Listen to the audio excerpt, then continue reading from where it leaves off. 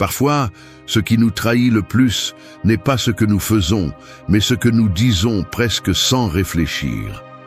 Les mots que nous choisissons sont comme des radiographies. Ils révèlent des fractures dans le caractère, des faiblesses enracinées et des excuses que nous répétons jusqu'à nous y croire. Celui qui se cache derrière des phrases comme « ce n'est pas ma faute » ou « c'est impossible » montre, sans le vouloir, le mécanisme mental qui le maintient bloqué. La philosophie stoïcienne n'a aucune pitié pour la bêtise déguisée en indifférence ou en fausse sagesse. Marc Aurèle l'a clairement dit, le premier symptôme de l'ignorance est de fermer la porte à l'apprentissage. Mais le plus dangereux, c'est que ces phrases surgissent dans la vie quotidienne, dans une discussion, au travail, en famille, et passent inaperçues, érodant peu à peu la possibilité de grandir. Ce n'est pas une question de style, c'est une question de fond. Chaque mot est une décision sur qui tu veux être. Si tu répètes « je sais déjà » ou « qu'est-ce que j'y gagne », tu t'entraînes à l'auto-limitation, cultivant un cercle vicieux où l'égoïsme et la paresse deviennent normaux. Changer commence par parler différemment, car le langage est le premier filtre entre l'intention et l'action. Aujourd'hui, tu vas découvrir 5 phrases qui, si tu les utilises encore, te freinent plus que tu ne l'imagines. Faire taire la bêtise est le premier pas pour cesser d'être ton propre obstacle. Seul celui qui ose se regarder en face peut commencer à se transformer. 1. Reconnaître l'impact de tes mots. Tes mots sont le premier filtre à travers lequel le monde te juge et le moyen le plus brutal de te trahir. Ne cherche pas d'excuses. Ce que tu dis, même lorsque tu te justifies, révèle le poids réel de ton caractère. Tu n'es pas si original ni si astucieux que tu le penses. Chaque fois que tu ouvres la bouche, tu donnes un indice précis sur qui tu es et de quoi tu es fait. Si tu parles depuis la colère, depuis la peur, depuis le ressentiment ou depuis l'indifférence, la seule chose que tu réussis à faire est de laisser clair le degré exact de ta faiblesse. Il n'y a pas de simulacre possible. Ce que tu prononces est ce que tu as entraîné dans ton esprit jour après jour. Et si tu répètes des phrases qui naissent du confort, de la plainte ou de l'évasion, n'attends pas que la vie te respecte plus que tu ne te respectes toi-même. La plupart préfèrent ignorer cela, se réfugier dans le mensonge de « je ne dis que ce que je pense », sans se rendre compte que penser sans filtre est un acte de négligence. Épictète l'a clairement dit. D'abord, maîtrise ton esprit, ensuite ta langue. Laisser tes mots s'écouler sans responsabilité, c'est comme remettre les clés de ta vie au hasard, et cela appartient à ceux qui ne veulent pas porter le poids de leurs propres décisions. Ne t'es-tu pas rendu compte que chaque phrase que tu lances dans l'air est un investissement émotionnel qui paie des intérêts, et la facture arrive toujours. Les gens te traitent selon ce qu'ils entendent sortir de toi. Tes relations, tes opportunités, ta crédibilité, tout dépend de ta capacité à contrôler ce que tu dis et surtout de comprendre l'impact que tes mots ont sur les autres et sur ta propre perception de toi-même. Il y en a qui se cachent derrière l'idée que le langage n'est que des sons, que ce qui compte, ce sont les actions. Erreur fatale, toute action naît d'une idée, et toute idée s'entraîne et se renforce avec des mots. Sénèque insistait, parle seulement quand tes mots sont meilleurs que le silence. Si tu remplis ta vie d'excuses, de phrases venimeuses qui t'infantilisent ou te victimisent, tu fabriques une fracture dans ton propre développement. Chaque fois que tu répètes « ce n'est pas ma faute » ou « je le sais déjà », tu renforces la paresse mentale et l'auto-tromperie. C'est une dette qui s'accumule et à la fin, elle t'étouffe. Il n'y a pas de véritable croissance tant que tu continues à utiliser le langage pour éviter de regarder en face tes erreurs. Tu veux avancer, mais tu t'accroches à des béquilles verbales qui ne servent qu'à justifier ton immobilisme. Ne te trompe pas. La transformation commence par le contrôle de la langue. Tu ne peux pas aspirer à la force intérieure si tu ne peux même pas gouverner ton discours le plus basique. Marc Aurèle n'avait pas de patience pour ceux qui gaspillaient des mots en plainte vide. Si tu veux du respect, commence par respecter ce qui sort de ta bouche. Change l'habitude de parler par impulsion. Remplace-la par l'art de penser avant de prononcer. Arrête de construire ton identité sur des phrases toutes faites et des mots faibles. Chaque mot est une déclaration de principe et chaque phrase que tu répètes est une brique de plus dans la structure de ton caractère. Si tu ne prends pas au sérieux l'impact de ton langage, pourquoi devrais-tu attendre que le monde te prenne au sérieux? Coupe avec l'auto-apitoiement et le discours toxique. Le premier pas vers la véritable maturité est de reconnaître l'effet que tes mots ont, non seulement sur les autres, mais aussi sur l'image que tu as de toi-même. Si tu continues à parler comme un imbécile, tu finiras par croire que tu en es un. Il n'y a pas de plus grande trahison que cela. Répète ceci. Chaque mot que je prononce est une décision qui me définit. Personne ne va te donner du respect ni de la croissance. Cela se conquiert d'abord par la manière dont tu parles. N'utilise pas ta bouche pour déguiser tes carences. Utilise ton langage comme un outil pour polir ce que tu es vraiment. Le changement commence là où il ne commence jamais. 2. Assume la responsabilité sans excuse. Tu te tiens devant le miroir de la salle de bain après une discussion au travail. Tu réfléchis à ce que tu viens de dire, à cette phrase automatique qui est sortie de ta bouche. Ce n'est pas ma faute. L'atmosphère reste chargée et bien que personne d'autre ne t'entende à ce moment-là, au fond, tu sais que tu t'es réfugié derrière une barrière invisible. C'est la même excuse qui surgit chaque fois que quelque chose tourne mal et que tu cherches de manière presque instinctive à éloigner le poids de tes épaules. Ce qui semble être un geste d'autoprotection finit par devenir la prison où ton progrès stagne. Il est confortable de se libérer du fardeau de la responsabilité, mais c'est beaucoup plus coûteux que tu ne veux l'admettre. Chaque fois que tu te décharges, ton caractère se rétracte un peu plus. Il n'y a pas de sabotage personnel plus efficace que cet élan de chercher des coupables ailleurs, de pointer du doigt à l'extérieur pour ne pas regarder à l'intérieur. Et le pire, c'est qu'après l'avoir fait tant de fois, ton esprit s'habitue. Il se programme pour fuir tout signe d'erreur personnelle, pour justifier toute faiblesse comme si elle était quelque chose d'étranger et non une dette envers toi-même. C'est là que commence le véritable piège. Car assumer la responsabilité n'est pas un acte héroïque, ni quelque chose qui te met au centre des projecteurs. C'est une décision silencieuse, inconfortable, presque ingrate. Cela exige que tu te tiennes ferme et que tu reconnaisses, même si personne ne t'y oblige, que ta vie est le résultat direct de ce que tu choisis et de ce que tu tolères. Le stoïque ne perd pas de temps à déguiser ses échecs, il les regarde en face et accepte le poids de ses actes sans embellissement ni raccourci. L'habitude de se justifier est un muscle faible. Quand tu l'utilises, tout le reste s'affaiblit. Mais entraîner la responsabilité jour après jour transforme chaque petit moment en une véritable opportunité d'amélioration. Il ne s'agit pas de punir tes erreurs, mais de les comprendre comme des signaux précis de ce qui peut encore croître en toi. La phrase « ce n'est pas ma faute » te vole la possibilité d'apprendre, car elle t'installe dans la passivité et te convainc que le changement est l'affaire des autres.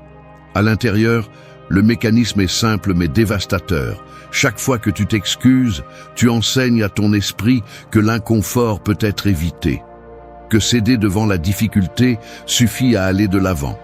Mais l'inconfort est le prix de l'évolution. Seul celui qui est prêt à cesser d'être le même d'avant l'affronte. Le problème n'est pas de se tromper, mais de refuser de porter les conséquences de tes décisions. Lorsque tu t'éloignes du « ce n'est pas ma faute » et que tu le remplaces par un « cela me revient », la dynamique interne change. Tu n'es plus victime de l'environnement, tu es responsable de ta réponse, et cela te donne un pouvoir réel sur ce qui vient ensuite. Le stoïcisme ne te demande pas la perfection, il te demande une honnêteté radicale envers toi-même. Si tu fuis ta part de responsabilité, chaque jour tu t'éloignes un peu plus de la vie adulte, la seule où le respect de soi a un sens. Il n'est pas facile de faire le pas. Il y a une résistance intérieure, une voix qui te murmure qu'il est plus sûr de chercher des excuses que d'assumer des erreurs et dangereux ou humiliants. Mais cette voix est l'écho de la lâcheté, non de la sagesse. Cesse de négocier avec ta dignité. Choisis de te voir comme le seul architecte de ton comportement. peu importe si le monde applaudit ou détourne le regard. Assumer la responsabilité sans excuse est le véritable acte de maturité. Il ne s'agit pas de porter les culpabilités des autres, mais de ne jamais lâcher la part qui te revient. Fais-le une fois, et tu remarqueras le changement. Fais-le toujours, et ta vie se transforme. Le respect de soi est une conquête quotidienne. Ne laisse pas tes excuses le détruire. 3. Remplace le « je sais déjà » par l'humilité. L'admettre n'est pas simple. Plus de fois que je ne veux le reconnaître, j'ai utilisé le « je sais déjà » comme un bouclier automatique. Non pas pour démontrer une véritable compréhension, mais pour échapper à l'inconfort d'accepter que, en réalité, je ne sais pas autant que je voudrais le croire. C'est un geste presque réflexe. Quelqu'un me signale une erreur, me suggère un changement, me fait une critique qui fait mal, et la première chose qui sort de ma bouche est cette phrase sèche, défensive, qui coupe toute possibilité de dialogue réel. Le « je sais déjà » est une muraille que je dresse instantanément, une manière de me protéger du coup à l'ego, de la honte de ne pas être à la hauteur. Mais si je l'analyse avec honnêteté, chaque fois que je le dis, la seule chose que j'accomplis est de fermer la porte à l'apprentissage. Je m'enferme dans l'illusion que le simple fait de connaître quelque chose ou de l'avoir déjà entendu m'exempte de devoir travailler dessus. L'auto-illusion devient sophistiquée. Je confonds information et transformation, et le résultat est que je stagne. Il est facile de tomber dans ce piège, car le « je sais déjà » me donne une fausse sensation de supériorité, même si à l'intérieur, c'est de la peur pure de me sentir insuffisant. Si l'on observe le mécanisme mental qui se cache derrière, le problème n'est pas seulement l'arrogance, mais l'absence totale d'humilité pour reconnaître que savoir n'est pas la même chose qu'appliquer. Le « je sais déjà » est l'excuse parfaite de celui qui veut paraître mature sans effort réel. Chaque fois que je le prononce, j'interromps le processus d'amélioration. Je transforme l'opportunité de grandir en une impasse, où l'orgueil pèse plus que le désir d'avancer. Sénèque l'a averti de manière brutale. Personne n'apprend ce qu'il croit déjà savoir. Le véritable obstacle est là, dans l'incapacité de tolérer la dissonance entre la connaissance et l'action. Quand tu t'accroches à cette phrase, tu deviens ton propre geôlier. Tu te condamnes à répéter les mêmes erreurs parce que tu refuses de traiter l'inconfort d'être débutant, d'accepter qu'il y a encore quelque chose qui t'échappe. La conséquence est directe. Tu t'entoures d'une barrière psychologique qui t'isole de la croissance. L'esprit devient rigide, incapable de remettre en question ses schémas et d'incorporer ce qui compte vraiment. L'orgueil est le pire ennemi du progrès. C'est la phrase que tu devrais te rappeler chaque fois que l'impulsion de dire « je sais déjà » te tente. Car au final, la connaissance ne vaut rien si elle ne se transforme pas en pratique quotidienne, en discipline réelle sur tes pensées et tes actes. Le stoïcisme ne célèbre pas celui qui accumule des théories, mais celui qui ose les mettre à l'épreuve dans la vie quotidienne. L'humilité, dans ce contexte, n'est pas une modestie vide, mais l'attitude stratégique de celui qui reconnaît qu'il y a toujours quelque chose de plus à apprendre, même et surtout sur ce qu'il croit maîtriser. La décision est de freiner l'impulsion automatique et de se demander, chaque fois que cette phrase apparaît, si tu appliques vraiment ce que tu crois savoir. Ta vie reflète-t-elle cette sagesse ou répètes-tu simplement des concepts pour ne pas te sentir vulnérable? Remplacer le « je sais déjà » par l'humilité n'est pas une concession, c'est une déclaration d'intention. Cela signifie accepter que la croissance personnelle ne finit jamais, que chaque jour t'exige de revoir ce que tu tiens pour acquis et de t'ouvrir à la possibilité de te tromper. Le respect de soi se renforce lorsque tu choisis d'écouter vraiment, lorsque tu permets aux autres de t'enseigner, lorsque tu cesses de faire semblant d'avoir toutes les réponses. Remplace l'arrogance par la curiosité et tu verras comment l'esprit se flexibilise, comment le caractère se renforce. Savoir n'est pas suffisant. Appliquer est ce qui transforme. C'est la différence entre un fou et un sage. 4. Affirmer la possibilité là où d'autres voient des limites. Un mur construit avec des briques anciennes et du mortier usé résiste rarement à l'épreuve du temps, Mais il suffit que quelqu'un, d'un seul coup précis, détecte la fissure et propose d'ouvrir une fenêtre là où d'autres ne voient qu'un obstacle, pour que la nature de tout l'espace change. C'est ainsi que fonctionne l'esprit chaque fois que tu t'entends dire « c'est impossible » et, par habitude ou résignation, tu fermes toute voie d'avancement. Les gestes le trahissent, épaules affaissées, regard furtif au sol, mains croisées sur la poitrine comme si tu tentais de te protéger d'une menace invisible. Cet enfermement, cette réduction des options, est un entraînement silencieux que tu répètes jusqu'à en faire un schéma. Peu importe si personne ne te contredit à voix haute, chaque fois que tu déclares une limite absolue, tu renforces la cage que tu as toi-même construite. La phrase « c'est impossible » ne décrit pas la réalité, elle l'impose. C'est du ciment frais sur tes propres capacités. La différence entre celui qui progresse et celui qui se fane ne réside pas dans le talent, mais dans la disposition à regarder le même obstacle et à oser remettre en question sa prétendue solidité.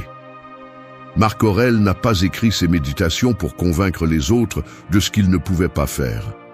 Il les a rédigés pour se rappeler que tout ce qui se passe peut être utilisé pour grandir, tant que tu ne remets pas ton pouvoir de décision à la résignation. Le « c'est impossible » est la déclaration de faillite anticipée de ton potentiel. C'est une prophétie auto-réalisatrice qui transforme tout défi en défaite avant même d'avoir combattu. Visuellement, c'est comme si, devant une porte fermée, au lieu de chercher la clé ou d'essayer la poignée, tu t'asseyais devant elle et annonçais qu'aucun pas n'est possible. Il n'y a rien de plus confortable que l'auto-illusion de la limite, et rien de plus corrosif pour le caractère. Ce qui est véritablement stoïque, c'est d'affirmer la possibilité là où d'autres ne détectent que des barrières. Il ne s'agit pas d'innocence ni d'optimisme superficiel. C'est la décision d'affronter l'inconfort, d'essayer, de supporter la tension, de ne pas savoir si tu obtiendras le résultat, mais de te mouvoir quand même. Si tu observes ceux qui transforment réellement leur environnement, tu remarqueras qu'ils s'arrêtent rarement devant le « on ne peut pas ». Ils ajustent leur posture, froncent les sourcils avec détermination, examinent le terrain et cherchent des alternatives, même si elles sont inconfortables ou peu visibles au début. Le muscle de la possibilité se renforce précisément dans ces moments où tout invite à abandonner. Répéter que quelque chose est impossible est le raccourci de ceux qui ne veulent pas porter le poids d'essayer. Au contraire, affirmer qu'il y a une voie, même si tu ne la vois pas immédiatement, est un acte de courage. La limite la plus dangereuse est celle que tu acceptes sans la discuter. C'est la ligne qui distingue celui qui se surpasse de celui qui s'enfouit dans des excuses. Chaque fois que tu te surprends à utiliser cette phrase, arrête-toi et observe comment réagit ton corps. Ressens le changement dans ta respiration, la rigidité des muscles, ce petit tremblement d'insécurité déguisé en certitude. L'un des principes les plus puissants du stoïcisme est que tu n'es pas ce qui t'arrive, mais ce que tu décides de faire avec ce qui t'arrive. Change-le, c'est impossible par quelle part dépend de moi, et tu verras comment ton esprit commence à chercher des chemins, même les plus minimes. La véritable force intérieure se forge non pas dans l'absence de limites, mais dans l'entraînement quotidien à défier celles qui semblent fixes. Il n'y a rien de plus digne que de refuser de vivre sous les diktats de la peur déguisée en réalisme. Les frontières de ta vie, tu les dessines avec tes mots. Tu veux du respect de soi et une véritable croissance. Commence par refuser de déclarer impossible là où il y a encore de la place pour essayer. 5. Implique-toi, ne reste pas en retrait. Rien ne te rend plus petit que l'indifférence déguisée en supériorité. Tu peux répéter 1000 fois que cela ne t'importe pas ou que tu ne gagnes rien à t'impliquer. Mais chaque fois que tu t'éloignes, tu dis au monde et à toi-même que tu es irrélevant. C'est la vérité inconfortable que presque personne ne veut affronter. L'indifférence n'est pas un signe de force, c'est une confession de faiblesse. Celui qui se désengage n'est pas libre. Il est prisonnier de sa propre peur de s'engager, de prendre des risques, de laisser une marque réelle sur ce qui l'entoure. Si tu penses que sortir indemne est l'objectif, tu as déjà perdu. Tout ce que tu réussis à faire, c'est devenir spectateur de ta propre vie, un figurant sans poids ni but. Vis ainsi, et tu finiras par être invisible, même pour toi-même. Il n'y a rien de plus lâche que de se mettre de côté et de laisser les autres se partager le sens. On t'a vendu l'idée que ce qui est intelligent, c'est de se réserver, de ne pas s'exposer, d'attendre de voir ce que l'on gagne avant de faire un pas. Ce calcul permanent n'est pas de la sagesse, c'est de la mesquinerie. C'est le mécanisme mental de celui qui craint de perdre, de celui qui a fait de l'égoïsme une forme de défense. Mais personne ne respecte celui qui ne bouge que par intérêt personnel. La vie réelle exige présence, action et responsabilité. À quoi te sert d'économiser de l'énergie si tout ce que tu construis est une existence minimale, sans risque ni connexion? L'indifférence est la blessure de celui qui a déjà renoncé à influencer quelque chose qui compte. Chaque fois que tu te laves les mains, chaque fois que tu refuses de participer ou de prendre parti, tu deviens un peu moins humain.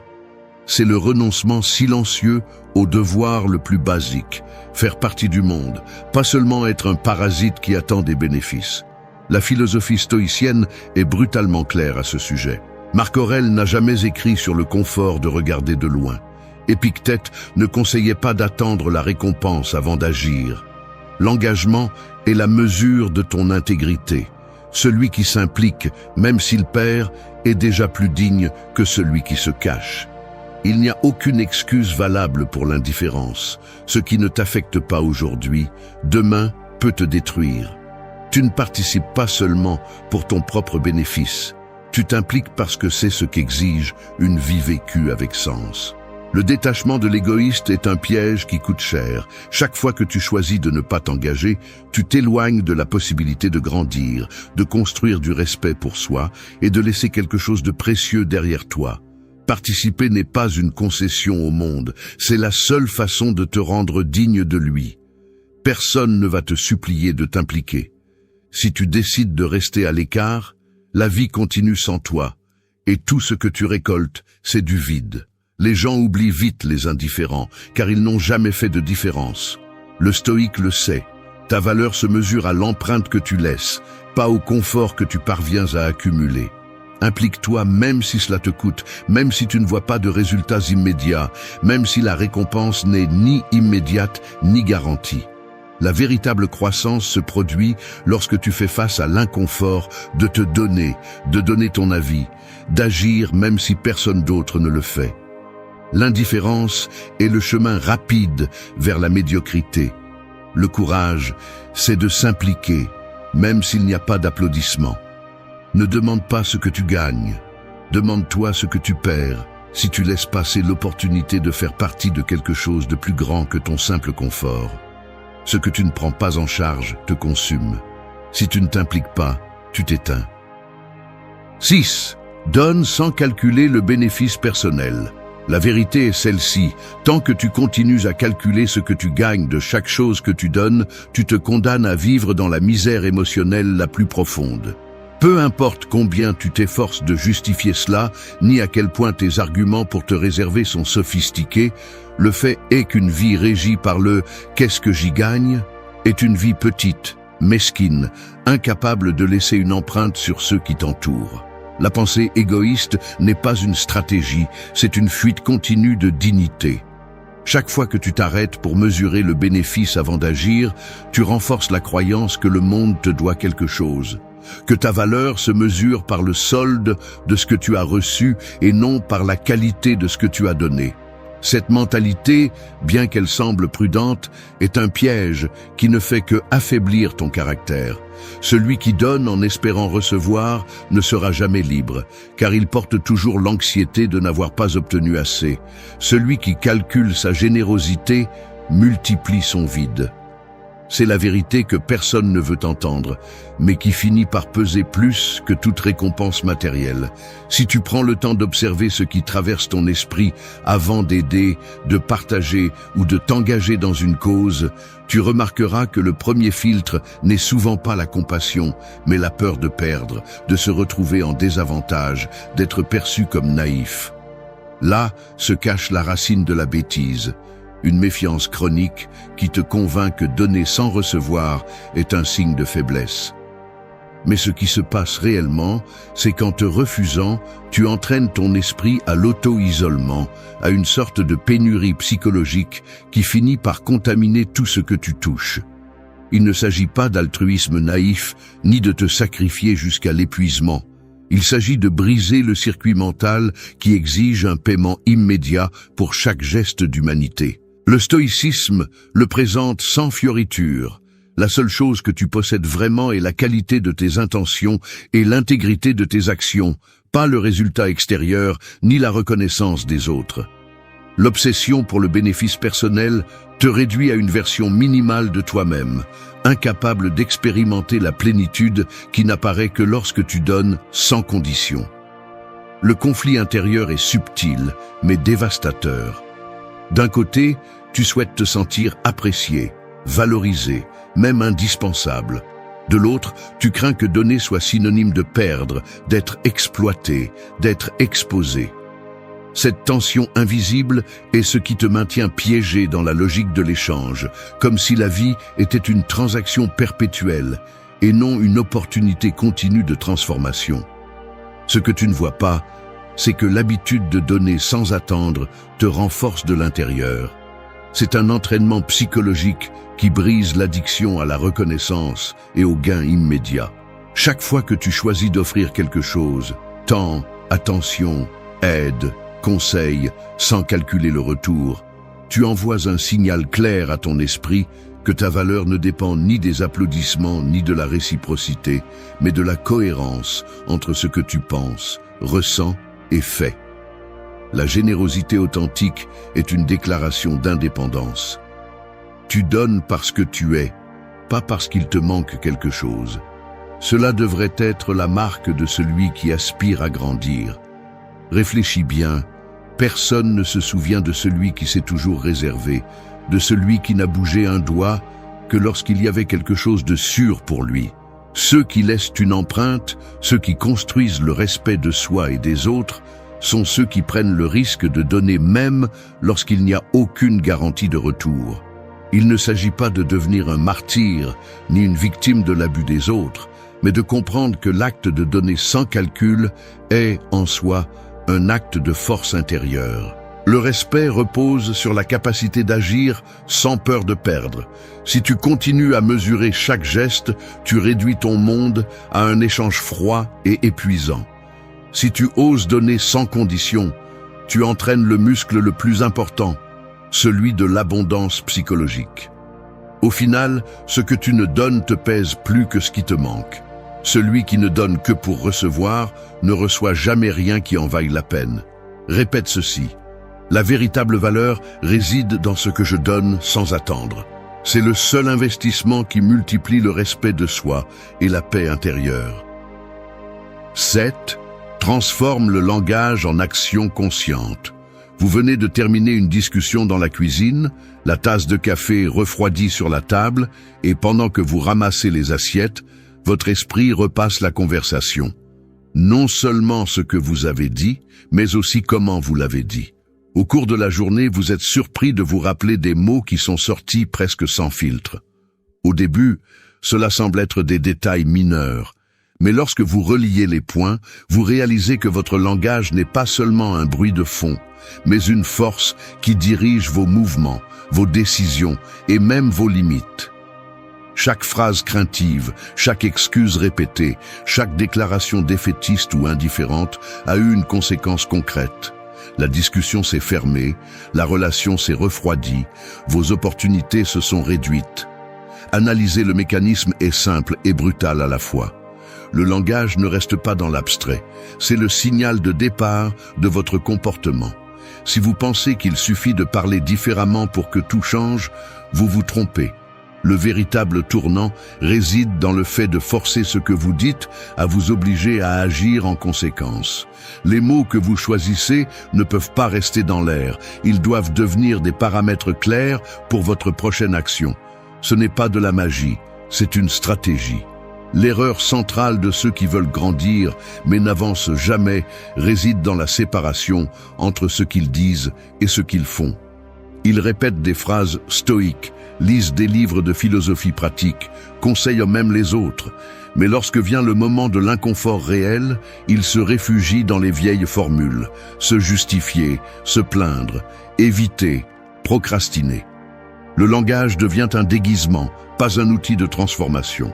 C'est ici qu'intervient l'analyse. Chaque fois que vous utilisez une phrase faible, vous générez un micro-entraînement à la passivité. Vous enseignez à votre esprit qu'il suffit de parler pour sentir que vous avez fait quelque chose. Mais le stoïcisme ne tolère pas cette auto-tromperie. Le but est simple. Ce que vous affirmez doit vous forcer à agir. Si vous dites que vous assumez la responsabilité, alors la prochaine étape est de prendre une décision inconfortable et de la maintenir.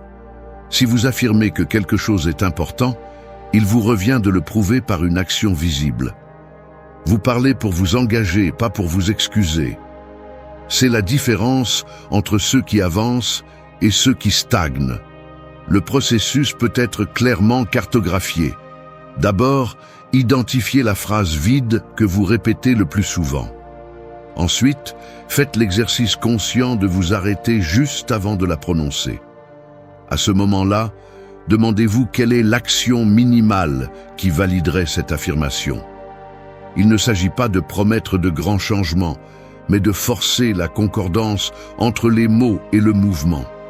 La conséquence directe de cet entraînement est la destruction progressive de l'auto-indulgence. Vous ne pouvez plus vous cacher derrière ce qui sonne bien. Le langage se transforme en une sorte de contrat interne et en le rompant, vous êtes confronté à l'inconfort de l'incohérence. C'est le point critique où vous grandissez, où vous vous répétez. La clé est d'utiliser le langage comme un levier d'action. Chaque phrase doit être une instruction pour la prochaine étape. Si vous déclarez que quelque chose est possible, cherchez la preuve, même si elle est petite. Si vous assumez que quelque chose vous revient, agissez sans attendre de permission ni de reconnaissance. Il n'y a pas de transformation sans inconfort appliqué. C'est la ligne que vous devez garder à l'esprit chaque fois que votre bouche prend de l'avance sur vos mains. Le langage conscient ne consiste pas seulement à éviter les phrases faibles, mais à construire des commandes internes qui obligent au changement réel. Lorsque vous parvenez à aligner ce que vous dites avec ce que vous faites, votre estime de soi se renforce parce que vous cessez de vous trahir dans votre quotidien. Le cycle de l'auto-tromperie prend fin. Cela ne signifie pas perfection, mais cohérence. Vous tombez, mais vous vous relevez en corrigeant, pas en justifiant. Au final, ce que vous construisez est un standard interne impossible à négocier. Transformer le langage en action consciente est la différence entre philosopher et vivre intensément. Ce que vous répétez chaque jour est ce que vous devenez. Vous n'êtes pas ce que vous dites, vous êtes ce que vous démontrez après avoir parlé. C'est la seule métrique qui sert à vraiment grandir. 8. Choisis de grandir plutôt que de te justifier. Il n'est pas agréable de le reconnaître, mais parfois je me surprends à observer ma propre posture corporelle après un échec. La tension dans les épaules, la mâchoire serrée, cette impulsion automatique de chercher une excuse avant de comprendre ce qui a réellement échoué. Au fond, une question s'enfonce comme une écharde. À quoi bon me défendre si cela ne me rend pas meilleur ? Je ressens l'envie de justifier chaque erreur, de protéger mon image avec des arguments que personne n'a demandés. Mais le soulagement ne dure que quelques secondes. Rapidement, un poids plus profond s'installe, une sorte de fatigue morale. Le corps le sait avant l'esprit. C'est le geste de celui qui se recroqueville sur sa chaise, regarde son téléphone pour se distraire, se frotte le visage comme s'il pouvait effacer l'erreur avec ses mains. Cet inconfort physique est le signe que quelque chose en moi résiste à grandir, parce que grandir fait mal et se justifier endort. Le mécanisme est si subtil que tu ne le perçois à peine. En te justifiant, tu cherches seulement un soulagement momentané, une trêve avec ton propre jugement. Mais ce que tu échanges en retour, c'est la possibilité réelle d'apprentissage. Il ne s'agit pas seulement de mots, c'est une attitude qui s'immisce dans chaque réaction, chaque fois que tu nies ta responsabilité et laisses la peur du jugement dicter ta réponse. Chaque justification est un petit pacte de médiocrité, une négociation à la baisse avec ton propre potentiel. Et si tu prêtes attention aux gestes, tu le verras clairement. Celui qui se justifie détourne le regard, tambourine des doigts, se défend avant d'écouter la critique complète. C'est le langage corporel de celui qui préfère avoir raison plutôt que de s'améliorer. Se justifier est un instinct ancien, mais grandir est une décision inconfortable et active. Le stoïcisme n'a pas de patience pour ceux qui cherchent toujours la sortie facile.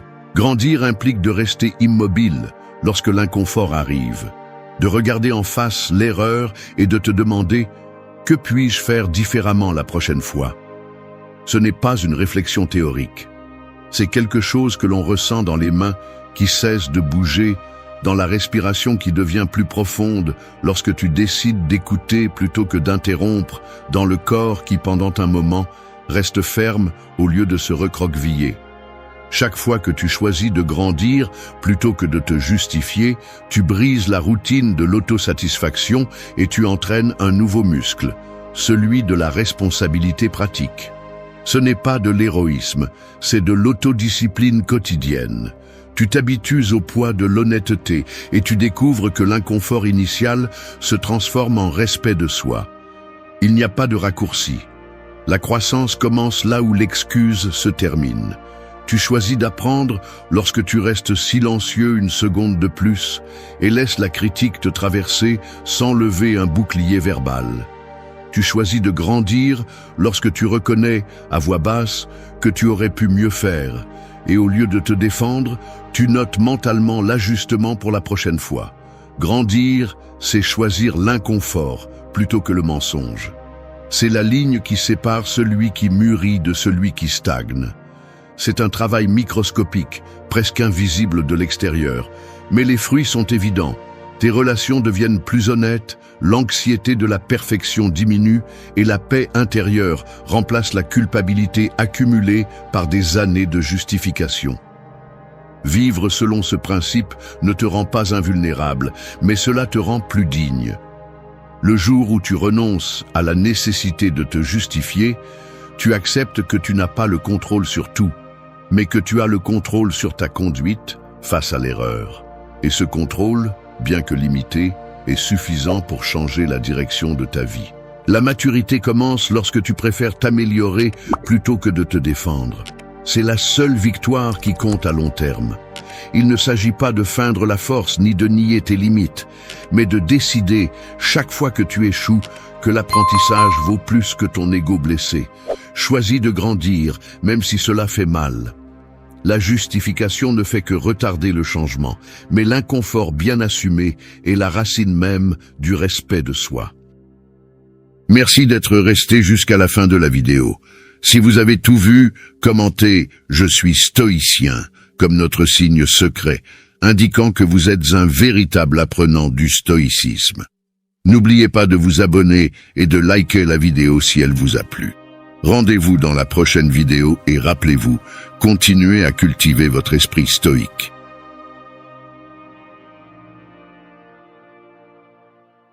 Avec le passage des années, on apprend que la tranquillité n'est pas un luxe, mais une conquête quotidienne.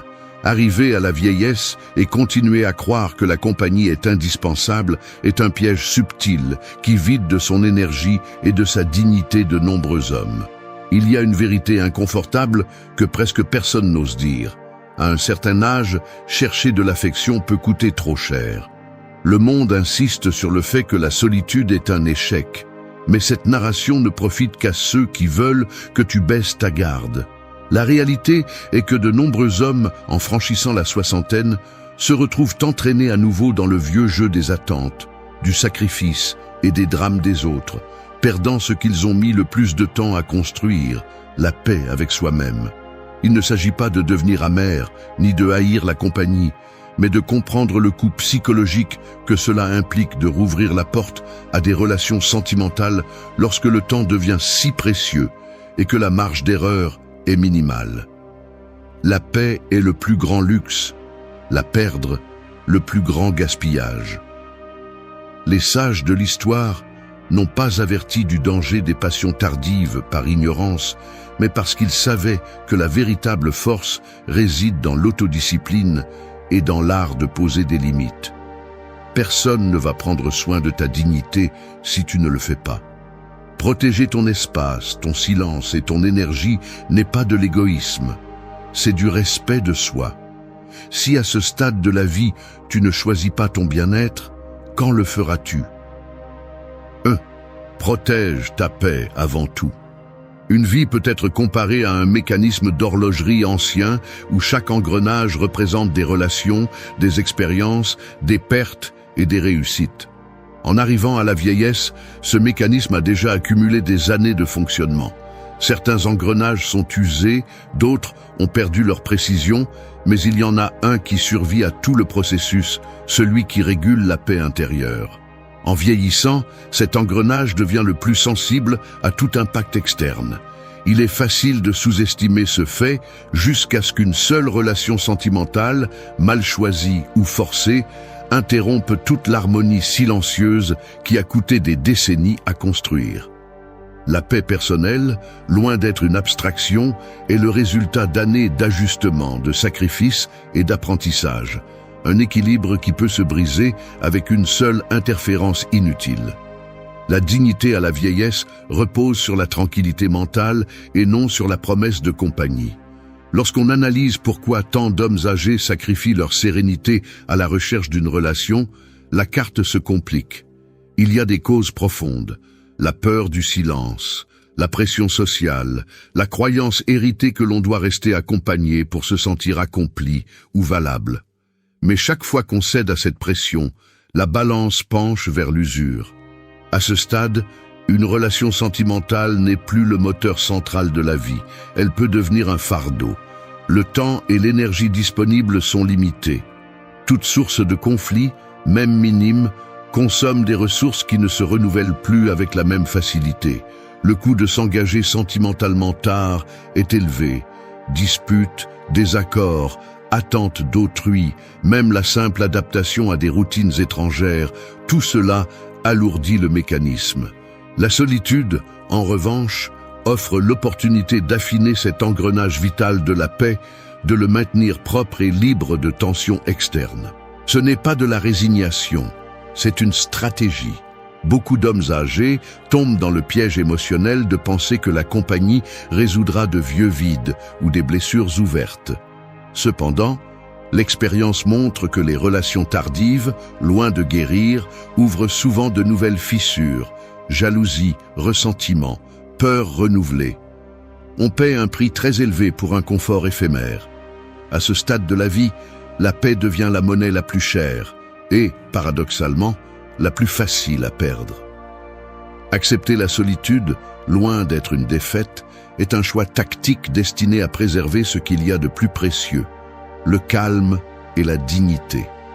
La véritable liberté se vit lorsque l'on ne négocie plus son bien-être en échange d'attention, d'affection ou de validation extérieure. Toute relation qui remet en question cette paix est déjà un luxe dangereux, une dette émotionnelle inutile. La société pousse fortement vers l'idée que personne ne doit être seul, mais c'est un récit qui profite aux autres, pas toujours à l'individu. L'homme sage filtre ce message et décide depuis l'introspection. Vaut-il la peine de sacrifier des nuits tranquilles, la santé émotionnelle et l'énergie pour le simple fait de ne pas être seul? Sur la balance finale, presque toujours la réponse est non. Chaque jour sans conflit est un petit triomphe gagné à la sueur de son front, et cela vaut plus que n'importe quelle compagnie circonstancielle. La paix personnelle est un investissement dont personne d'autre ne peut s'approprier. La défendre, c'est aussi défendre la dignité et l'intégrité personnelle.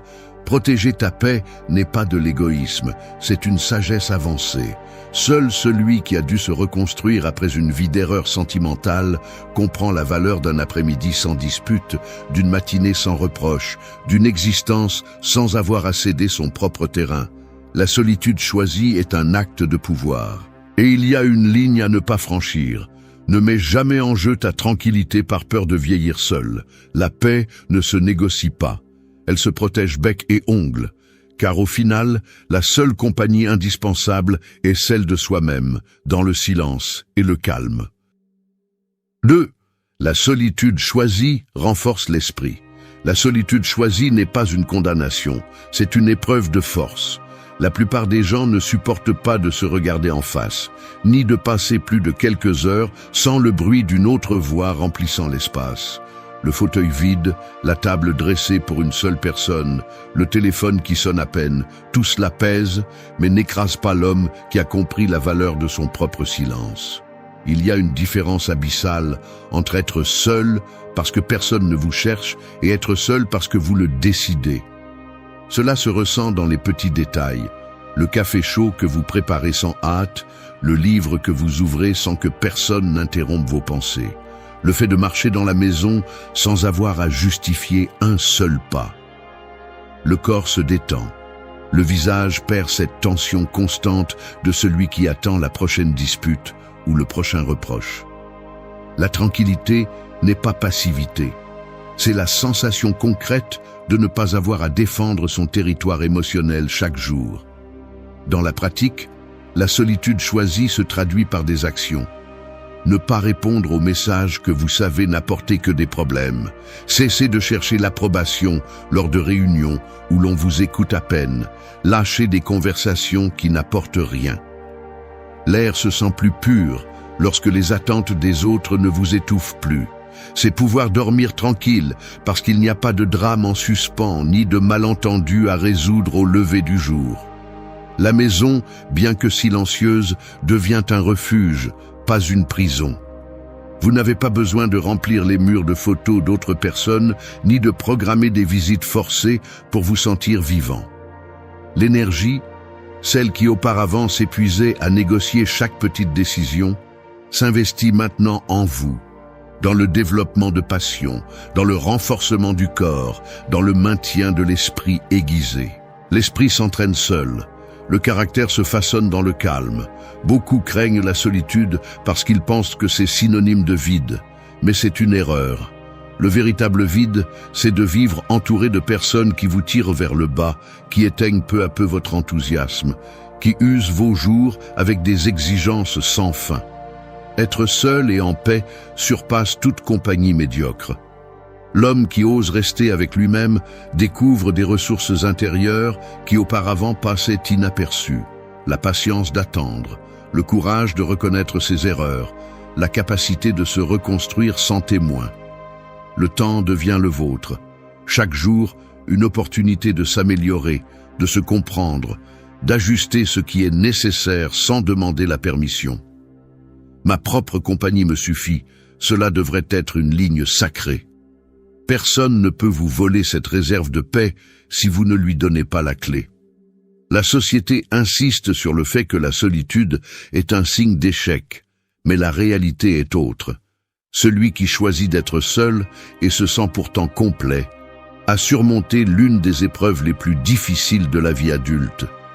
Il n'y a pas de plus grande liberté que de s'asseoir à la fin de la journée et de ne devoir d'explication à personne, ni de porter le poids des attentes des autres sur ses épaules. La solitude choisie est un entraînement pour l'esprit, un filtre contre le superflu, un bouclier contre la manipulation émotionnelle.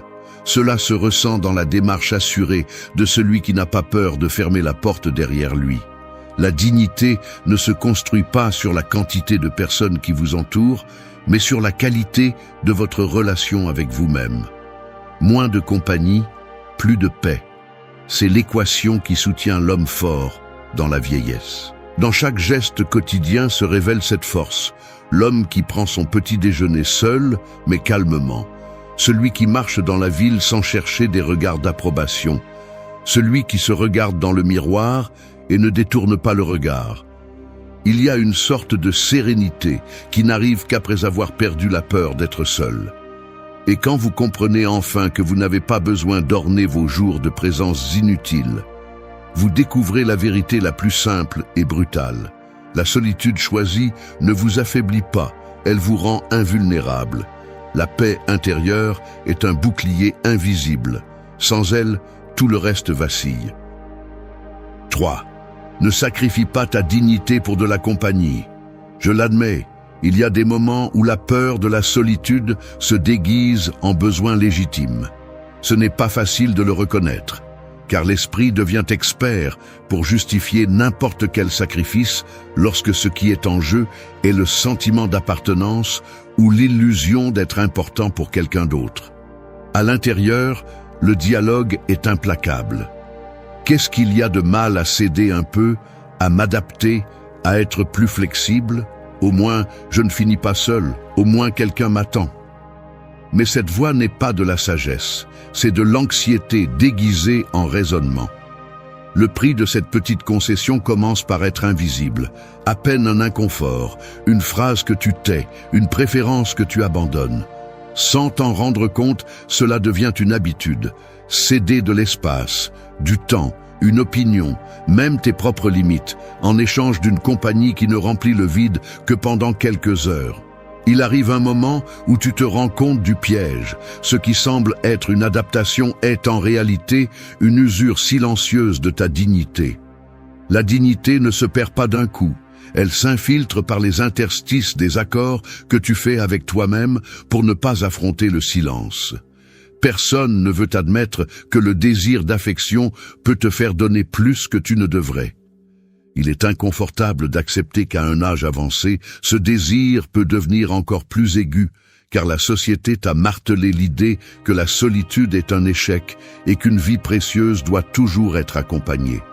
Le problème est que, dans cette quête d'éviter l'isolement, tu finis par hypothéquer ce qu'il y a de plus précieux, ton droit à ne pas négocier la paix intérieure. Il y a une différence brutale entre partager la vie et la céder. Quand tu te surprends à justifier des manques de respect, à tolérer des commentaires blessants ou à accepter des routines qui te pèsent, juste par peur de rester seul, tu as franchi une ligne dangereuse. Cette ligne est la frontière de ta dignité, et personne d'autre ne la défendra pour toi. Le plus difficile dans cet apprentissage, c'est que cela va à l'encontre de tout ce que tu as intégré pendant des décennies. Depuis ta jeunesse, on t'a appris que faire des sacrifices pour les autres est noble, que céder est un signe de maturité, que la flexibilité garantit l'harmonie. Cela peut être vrai dans la jeunesse, quand tu as encore du temps, de l'énergie et une marge pour reconstruire. Mais à un âge avancé, chaque concession a un coût irréversible. Ce que tu donnes ne revient plus. L'espace mental et émotionnel que tu cèdes ne se renouvelle pas facilement.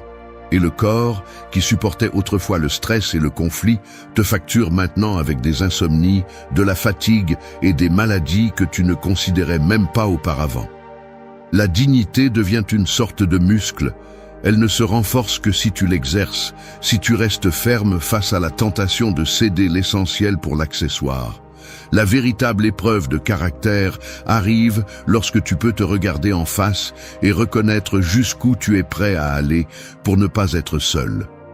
L'auto-tromperie est un mécanisme astucieux.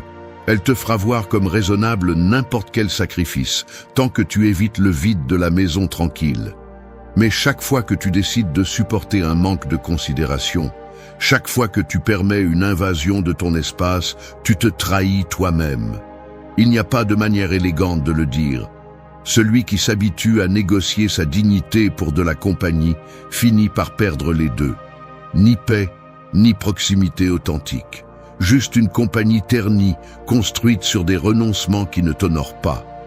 La dignité n'est pas négociable. Celui qui la livre par peur finit les mains vides.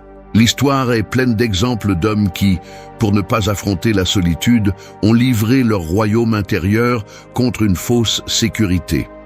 Mais la véritable sagesse ne provient pas du nombre de personnes autour de toi, mais de la qualité de l'espace que tu occupes avec toi-même.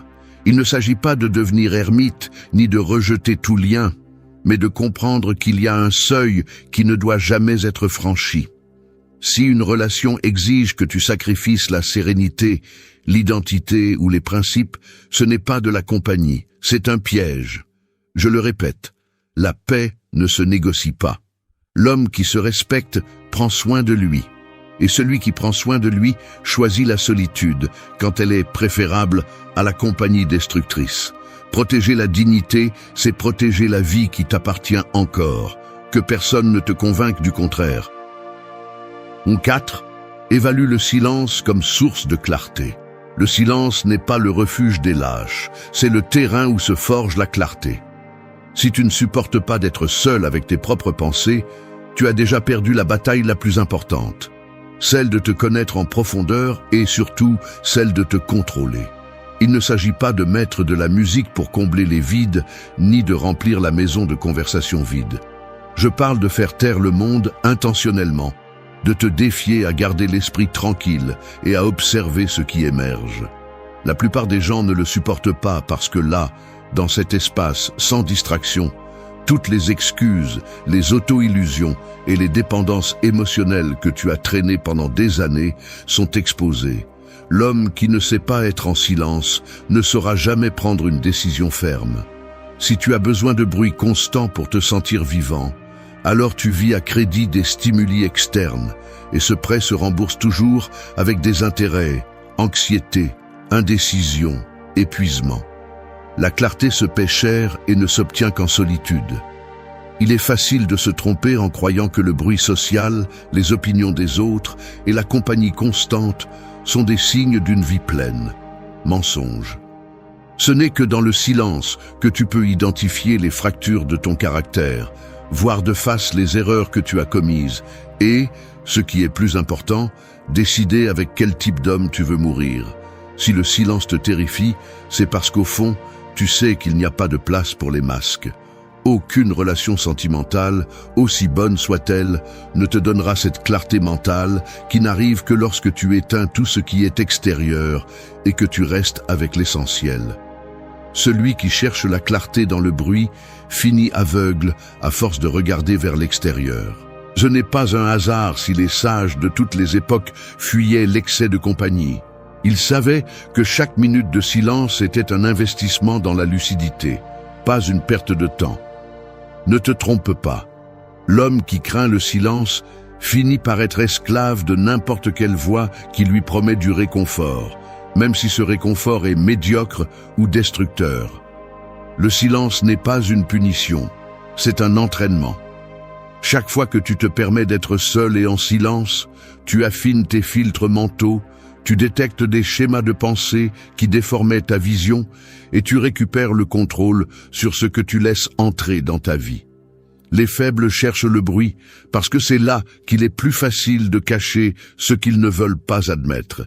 Mais la clarté ne se négocie pas, elle se conquiert. Le silence t'oblige à examiner tes véritables motivations.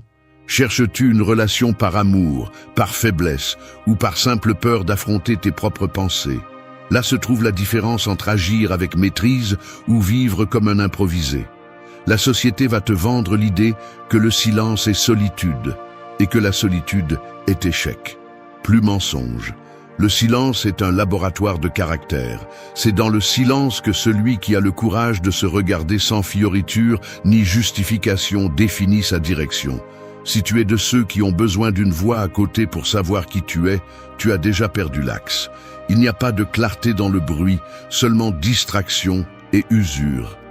La lucidité se forge dans le calme, pas dans la multitude. Méfie-toi de ton besoin de compagnie quand tu ne peux pas supporter d'être avec toi-même. C'est le signe que tu as encore du travail à faire. Personne ne va te donner de clarté. Personne ne va s'asseoir avec toi pour déchiffrer tes motifs les plus cachés. Ce travail t'appartient et seulement à toi. Le silence est le filtre le plus brutal et le plus honnête qui existe. Si tu l'évites, tu te condamnes à vivre dans la confusion et à prendre des décisions qui ne naissent pas de ton centre, mais de tes insécurités. Évalue le silence, non pas comme un luxe, mais comme un outil indispensable pour une vieillesse digne. Seul l'homme qui s'entraîne dans le calme peut choisir avec qui partager sa paix et, ce qui est le plus important, quand dire stop. Personne ne se perd dans le silence, se perd celui qui n'ose jamais y entrer. 5. Ne cherche pas l'affection à tout prix. Tu te lèves, prépares ton petit déjeuner et vois ce message sur ton téléphone. Un salut tiède, une invitation à discuter, peut-être la promesse d'un après-midi en compagnie. Rien d'extraordinaire, juste la routine de chercher une miette d'affection au milieu de la matinée tranquille. C'est là que commence le prix caché de la recherche d'affection à tout prix. Le mécanisme est subtil, le désir de se sentir vu, que quelqu'un se souvienne de ton existence, de ne pas être invisible sur la carte de qui que ce soit. Mais chaque mouvement dans cette direction a des conséquences. Il ne s'agit pas seulement de répondre ou d'ignorer, c'est le point de départ d'une chaîne de concessions qui se termine rarement bien. L'esprit, programmé depuis des années pour croire que l'affection est toujours un bien, ne fait pas la distinction entre qualité et besoin. Une négociation silencieuse commence. Vaut-il la peine d'ouvrir la porte juste pour ne pas se sentir si seul? Que vas-tu donner en échange? Si tu analyses le processus, le schéma se répète avec une précision mathématique. L'homme âgé ressent le vide relationnel comme une dette. La société a été implacable en vendant l'idée que la valeur personnelle se mesure en quantité de relations, et cette pression se fait sentir avec une double force dans la vieillesse, lorsque le cercle social se réduit et que le temps semble devenir plus lourd. La peur de devenir insignifiant nourrit l'urgence de chercher de l'affection, même si elle provient de sources peu fiables. Et c'est précisément là que se situe le risque. Lorsque la rareté d'affection te pousse à accepter n'importe quel accord, n'importe quelle conversation, n'importe quel lien, tu finis par accumuler une dette émotionnelle qui ne fait que croître. L'affection mal choisie est un investissement ruineux. Au début, elle semble réconfortante, mais exige des intérêts exorbitants sous forme d'anxiété, de frustration et d'épuisement. Le coût réel de la recherche d'affection à tout prix n'est pas immédiatement évident. Cela commence par des gestes minimes, répondre quand tu préférerais le silence, tolérer des attitudes que tu n'accepterais pas auparavant, modifier tes routines pour coïncider avec des agendas étrangers. La ligne est franchie lorsque tu te surprends à justifier l'autre personne juste par peur de perdre ce petit flux d'attention. Chaque tolérance devient un précédent. Chaque fois que tu cèdes l'essentiel pour de la compagnie, le standard de ce qui est acceptable baisse un peu plus. Ainsi se muscle le muscle de la résignation et la dignité commence à perdre de sa force. Il ne s'agit pas de dramatiser, mais de comprendre le mécanisme. Chercher de l'affection sans filtre, c'est comme ouvrir la porte à n'importe quel visiteur, peu importe son intention ou le désordre qu'il apporte avec lui. Et la maison intérieure, à ce stade de la vie, n'est pas faite pour supporter des invités problématiques. Si tu décortiques la racine de ce phénomène, tu verras que l'affection n'est jamais gratuite. Même dans la vieillesse, elle reste une monnaie d'échange. Il y a ceux qui offrent de l'affection comme appât, sachant que l'homme âgé est souvent prêt à payer avec du temps, de la générosité ou même de l'argent. La manipulation sentimentale trouve un terrain fertile dans le besoin non résolu. C'est pourquoi la stratégie ne consiste pas seulement à renforcer l'estime de soi, mais à établir des normes non négociables. L'affection doit être méritée, pas mendiante. Tous les câlins ne sont pas des refuges, certains sont des chaînes. Une phrase à ne pas oublier. Le prix de l'affection bon marché est la perte de ta paix. La décision est tactique. Choisir entre l'inconfort passager de la solitude et l'épuisement permanent d'une compagnie mal choisie. La maturité devrait être ce filtre qui te permet de regarder chaque proposition affective avec un œil critique. Cela m'apporte-t-il quelque chose ou ne fait-il que remplir un espace momentané? Suis-je prêt à supporter le coût caché de céder ma tranquillité? La réponse honnête met tout en perspective. La dignité se protège dans les petits refus, dans les noms qui semblent insignifiants, mais qui contiennent la graine de la paix durable. Ne cherche pas l'affection à tout prix. L'affection coûteuse finit par coûter trop cher. La véritable force consiste à attendre, à filtrer, à ne pas se contenter de ce qui arrive facilement. Ta paix vaut plus que n'importe quelle caresse fugace. C'est la ligne qui sépare celui qui se respecte de celui qui se livre par peur. 6. apprends à distinguer la compagnie de la dépendance. Un verre d'eau sur la table semble inoffensif, jusqu'à ce que tu le bouges rapidement et que le liquide déborde, salissant tout sur son passage. C'est ainsi que fonctionne la différence entre la compagnie et la dépendance. À première vue, les deux se confondent, mais seule l'une peut déborder et ruiner ce que tu as réussi à garder propre. Dans la routine quotidienne, la scène se répète dans les petits gestes. Cet homme âgé qui, en recevant un appel, sent son pouls s'accélérer non par joie, mais par l'urgence de ne pas décevoir celui qui est de l'autre côté.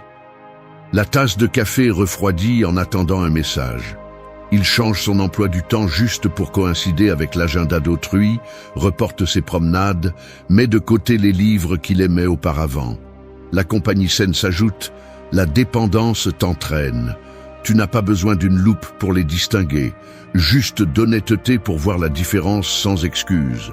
Dans les premières étapes, la compagnie se sent légère, comme la brise en ouvrant une fenêtre. Conversation sincère, silence confortable, respect des espaces individuels. Mais la dépendance s'infiltre lentement, comme une humidité invisible qui, avec le temps, tache le plafond et affaiblit la structure. Tu te réveilles un jour en remarquant que tu ne te souviens plus de la dernière fois où tu as pris une décision juste pour toi, que tu demandes avant chaque mouvement, que ton humeur dépend de la présence ou de l'humeur d'une autre personne. Cet attachement érode ton autonomie, et cela se fait de manière presque imperceptible. Une petite concession ici, une routine sacrifiée là. Quand la peur de perdre la compagnie pèse plus que le désir de maintenir ta paix, la dépendance est déjà installée et commence à te facturer des intérêts. Observe les détails au quotidien. L'homme qui profite de la compagnie saine se remarque dans sa démarche. Il marche droit, prend des pauses, sourit sans forcer le geste. Le dépendant, en revanche, montre un léger nervosité. Il vérifie son téléphone avec anxiété, évite les plans s'il ne peut pas inclure l'autre, s'irrite à la moindre attente. La compagnie authentique est cette conversation où tu peux être en désaccord sans craindre de représailles. La dépendance est la sensation constante d'être à l'épreuve, de devoir plaire, de ne pas pouvoir te montrer tel que tu es. Cela se reflète même dans les choses les plus simples, la façon dont tu choisis tes vêtements, ce que tu manges, même les mots que tu utilises. Si tu te surprends à éditer chaque phrase pour éviter les conflits, tu ne partages plus ta vie, tu la prêtes à crédit. Ne confonds pas habitude et nécessité. Beaucoup d'hommes âgés se trompent en pensant que la routine partagée est un signe d'amour, alors qu'en réalité, c'est une chaîne douce mais ferme. Il y a une différence brutale entre désirer être avec quelqu'un et ne pas supporter d'être sans lui. La première option est liberté. La seconde, prison émotionnelle avec des barreaux invisibles. Dans la vieillesse, cette prison devient encore plus dangereuse, car la marge de récupération est minimale. Chaque jour cédé à la dépendance est un jour de moins de véritable autonomie. La compagnie est célébration, la dépendance, sacrifice constant. Ce qui est sain, c'est d'ajouter sans se perdre. Si tu dois négocier ta tranquillité en échange de ne pas rester seul, tu as déjà mal choisi. Un homme fort peut apprécier la présence des autres, mais il ne s'effondre jamais lorsqu'il se retrouve seul avec lui-même. C'est la ligne qui sépare la maturité de la soumission. Personne ne respecte celui qui se rend par peur. Distinguer la compagnie de la dépendance est un acte d'honnêteté brutale et en même temps le seul véritable moyen de protéger ta dignité dans la vieillesse. N'oublie pas, la dépendance facture toujours avec intérêt. La compagnie est soulagement, la dépendance est dette. Que ta paix ne dépende de personne d'autre que de toi. 7. La maturité se mesure en autoconservation. La maturité ne se mesure pas en expérience vécue, ni en la quantité d'histoires que vous pouvez raconter, mais dans votre capacité à vous protéger de vous-même et de vos propres besoins mal gérés. La vérité, bien que dérangeante, est qu'atteindre un âge avancé ne garantit pas la sagesse. Beaucoup répètent les mêmes erreurs de jeunesse, mais avec moins de marge pour se rétablir. L'autoconservation, à ce stade, n'est ni un luxe, ni une option esthétique. C'est la ligne qui sépare la dignité de la décadence. L'homme qui a survécu à des décennies d'attentes extérieures, de sacrifices mal récompensés et de relations qui ont laissé plus de cicatrices que d'apprentissage le sait. Chaque concession inutile dans la vieillesse se paie par des fragments de votre paix que vous ne pouvez plus reconstruire. Personne ne vous prépare à la dureté de cette équation. Personne ne vous avertit qu'après un certain âge, les erreurs ne se diluent plus avec le temps. Elles deviennent un poids mort, une usure physique et mentale, des factures qui arrivent quand vous pouvez le moins les payer. L'autoconservation commence dans l'esprit, bien avant que la solitude ne devienne tangible.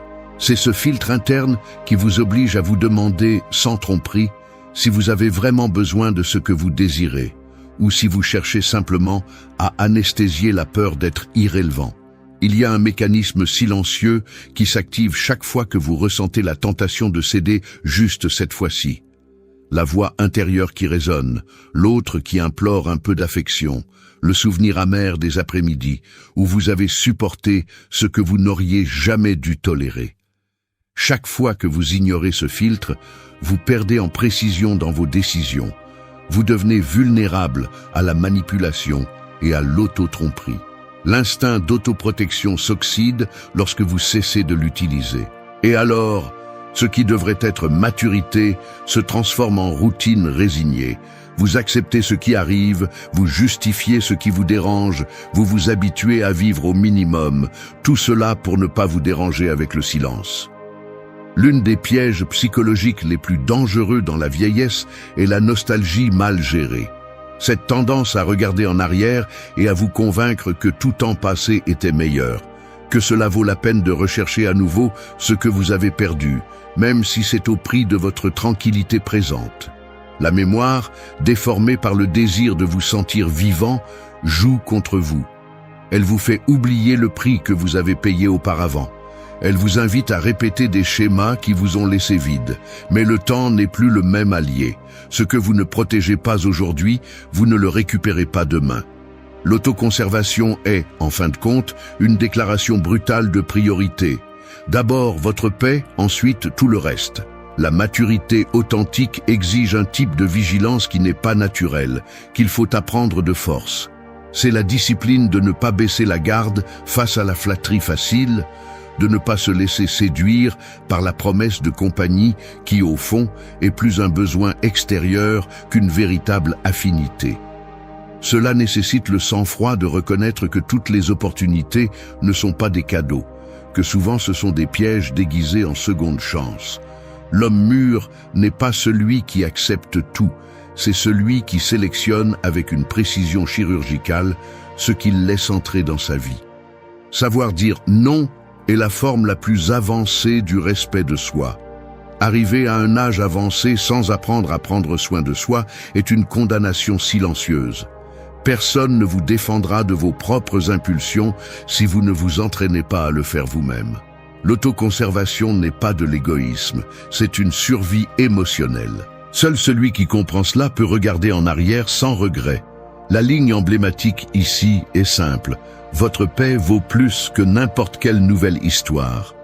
Ne sacrifiez pas des années de calme pour des minutes de compagnie douteuse. Dans la vieillesse, la maturité est l'art de ne pas risquer l'essentiel pour le passager. Protégez-vous. Personne d'autre ne le fera pour vous.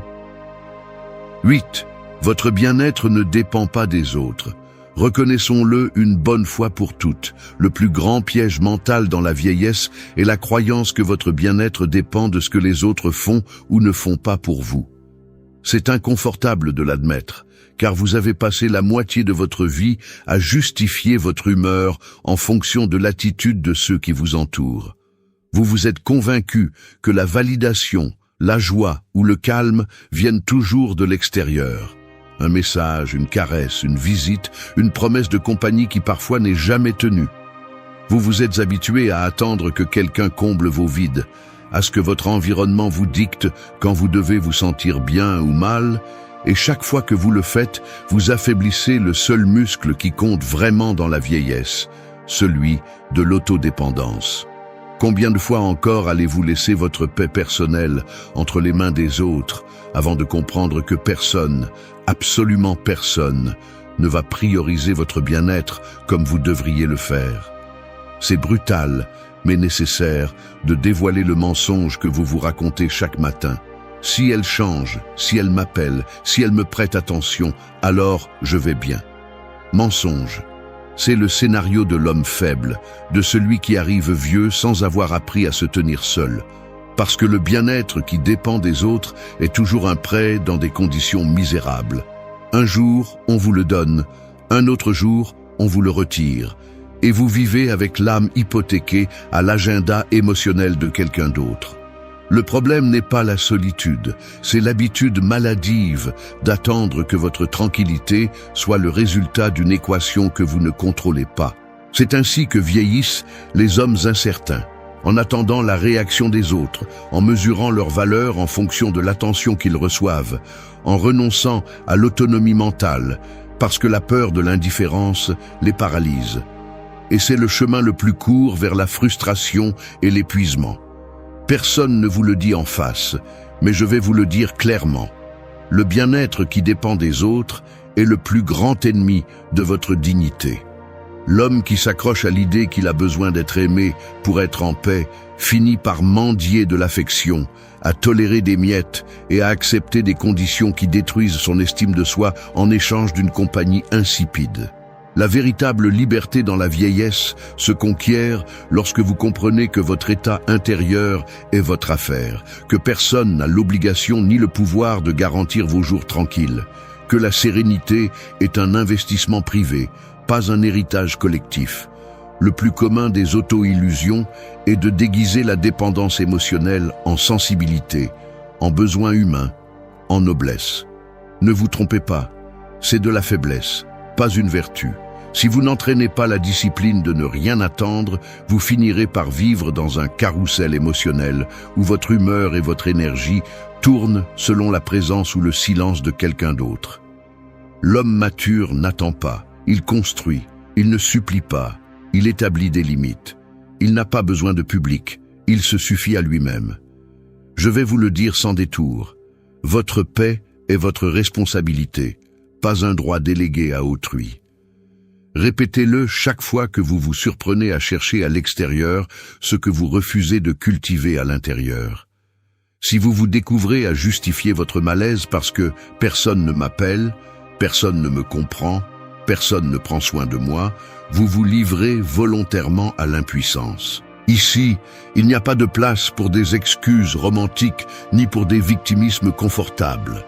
Le bien-être qui repose sur l'attitude des autres est une recette sûre pour la déception chronique. Personne ne va remplir vos vides comme vous en avez besoin. Personne ne va se battre pour vos batailles internes. Personne ne va prioriser votre tranquillité sur la sienne.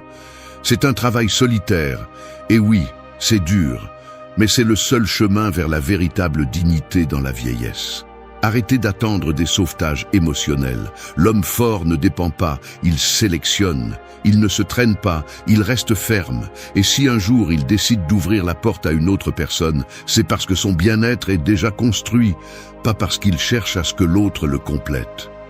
Seul celui qui n'a pas besoin de compagnie peut la choisir sans se perdre. C'est la différence entre maturité et résignation. Alors, affrontez la réalité. Votre bien-être ne dépend pas des autres. Il dépend de la discipline quotidienne de protéger votre état mental et émotionnel comme l'actif le plus précieux, de ne pas hypothéquer votre tranquillité par peur de disparaître du radar des autres. Si vous ne le comprenez pas maintenant, vous allez le payer cher, avec des insomnies, avec des ressentiments, avec le goût amer d'avoir vécu à l'ombre des attentes externes. Personne ne va vous sauver de cette condamnation sauf vous. Entraînez l'autodépendance comme un muscle. Ne négociez pas votre paix. Faites-en une habitude, faites-en un principe, faites-en votre ligne sacrée. Car dans la vieillesse, la véritable maîtrise est d'être le maître de votre propre bien-être. Merci d'être resté jusqu'à la fin de la vidéo. Si vous avez tout vu, commentez « Je suis stoïcien » comme notre signe secret, indiquant que vous êtes un véritable apprenant du stoïcisme. N'oubliez pas de vous abonner et de liker la vidéo si elle vous a plu. Rendez-vous dans la prochaine vidéo et rappelez-vous, continuez à cultiver votre esprit stoïque.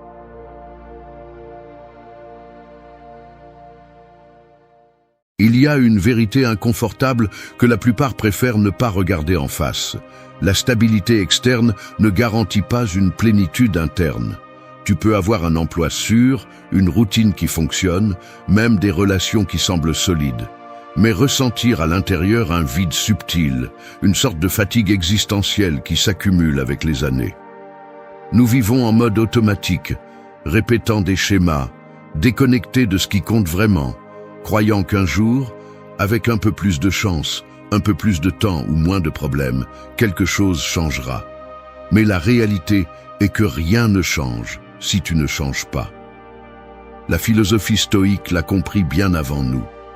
Il y a des mécanismes mentaux et des habitudes émotionnelles qui nous maintiennent piégés, et les briser exige du courage et de la discipline. Personne ne va te sauver de cette inertie. Toi seul peux décider de cesser de survivre et de commencer à vivre avec intention.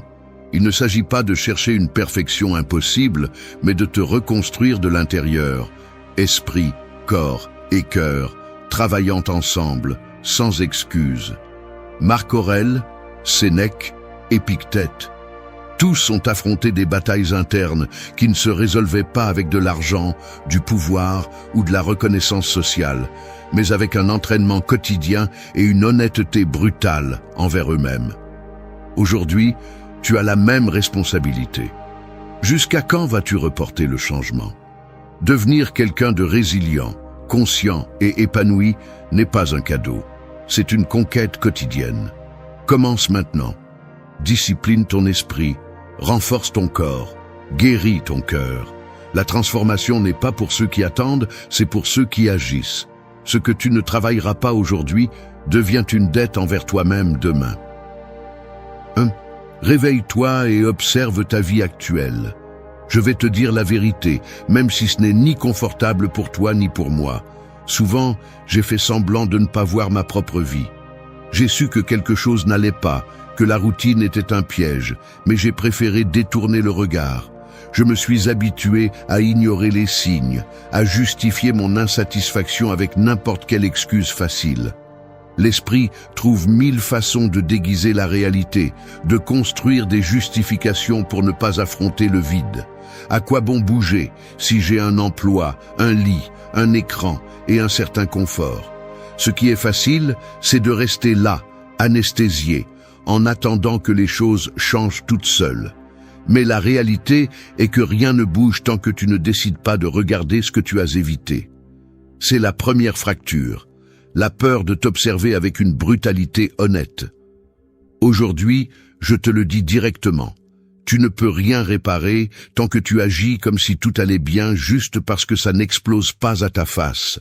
Ce masque de « tout est sous contrôle » est le plus lourd de tous.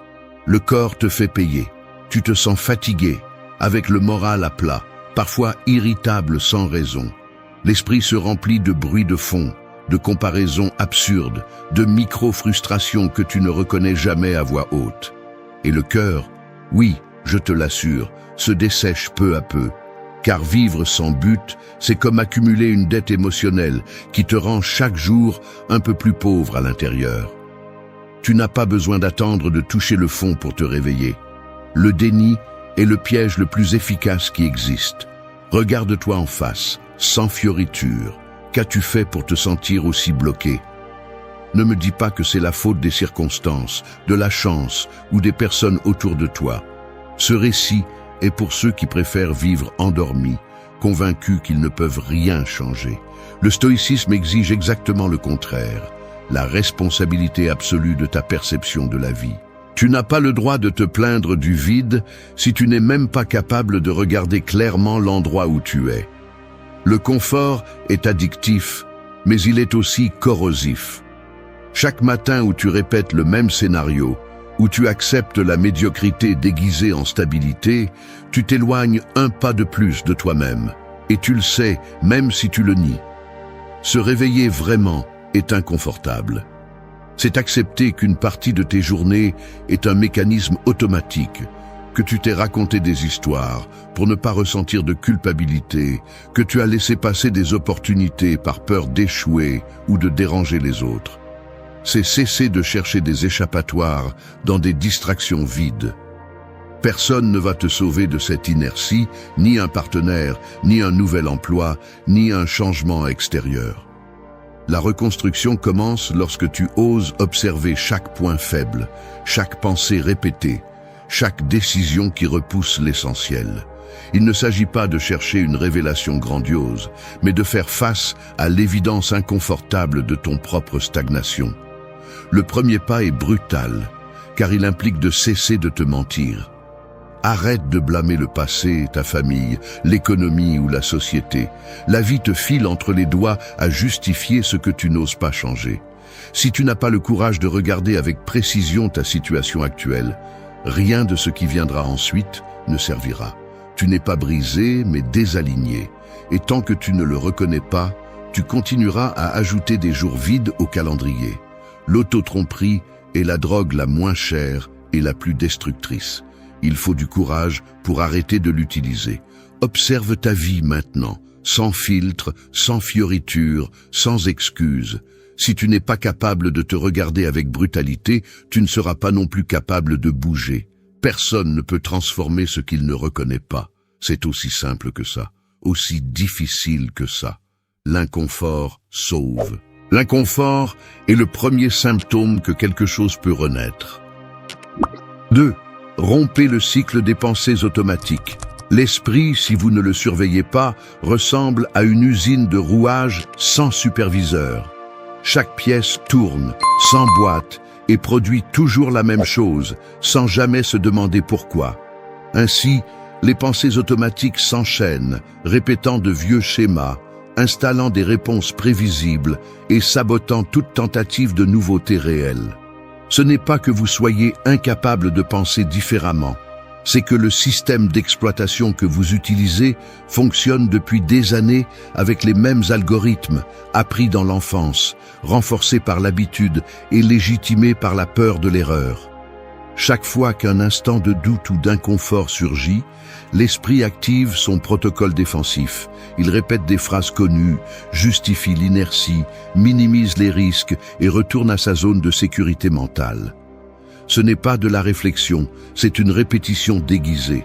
Demandez-vous combien de vos pensées quotidiennes sont réellement les vôtres et combien sont des résidus de vieilles croyances, de ce que d'autres vous ont programmé à accepter. Le cycle fonctionne ainsi. D'abord, une sensation d'inconfort ou de vide. Ensuite, la pensée automatique apparaît comme un réflexe conditionné. Cela a toujours été ainsi. Ça n'a pas de sens d'essayer. Je suis trop vieux pour changer. Je ne suis pas de ceux qui peuvent. Ces déclarations sont des briques qui construisent une cellule invisible. Le problème est que la plupart ne les remet même pas en question. Vous vivez comme si ces phrases étaient des faits et non de simples interprétations. Le corps, alors, répond à ce récit. La posture se courbe, l'énergie chute, la motivation se dissout avant de naître. À long terme, le résultat est une identité appauvrie, limitée par un scénario invisible que vous n'avez jamais écrit consciemment. Rompre le cycle n'est pas une question d'optimisme naïf, ni de phrases motivantes vides. C'est de l'ingénierie mentale. Identifier les pièces, les démonter et oser redessiner le mécanisme. Le stoïcisme ne demande pas de devenir un robot froid, mais d'être l'architecte de votre propre système de pensée.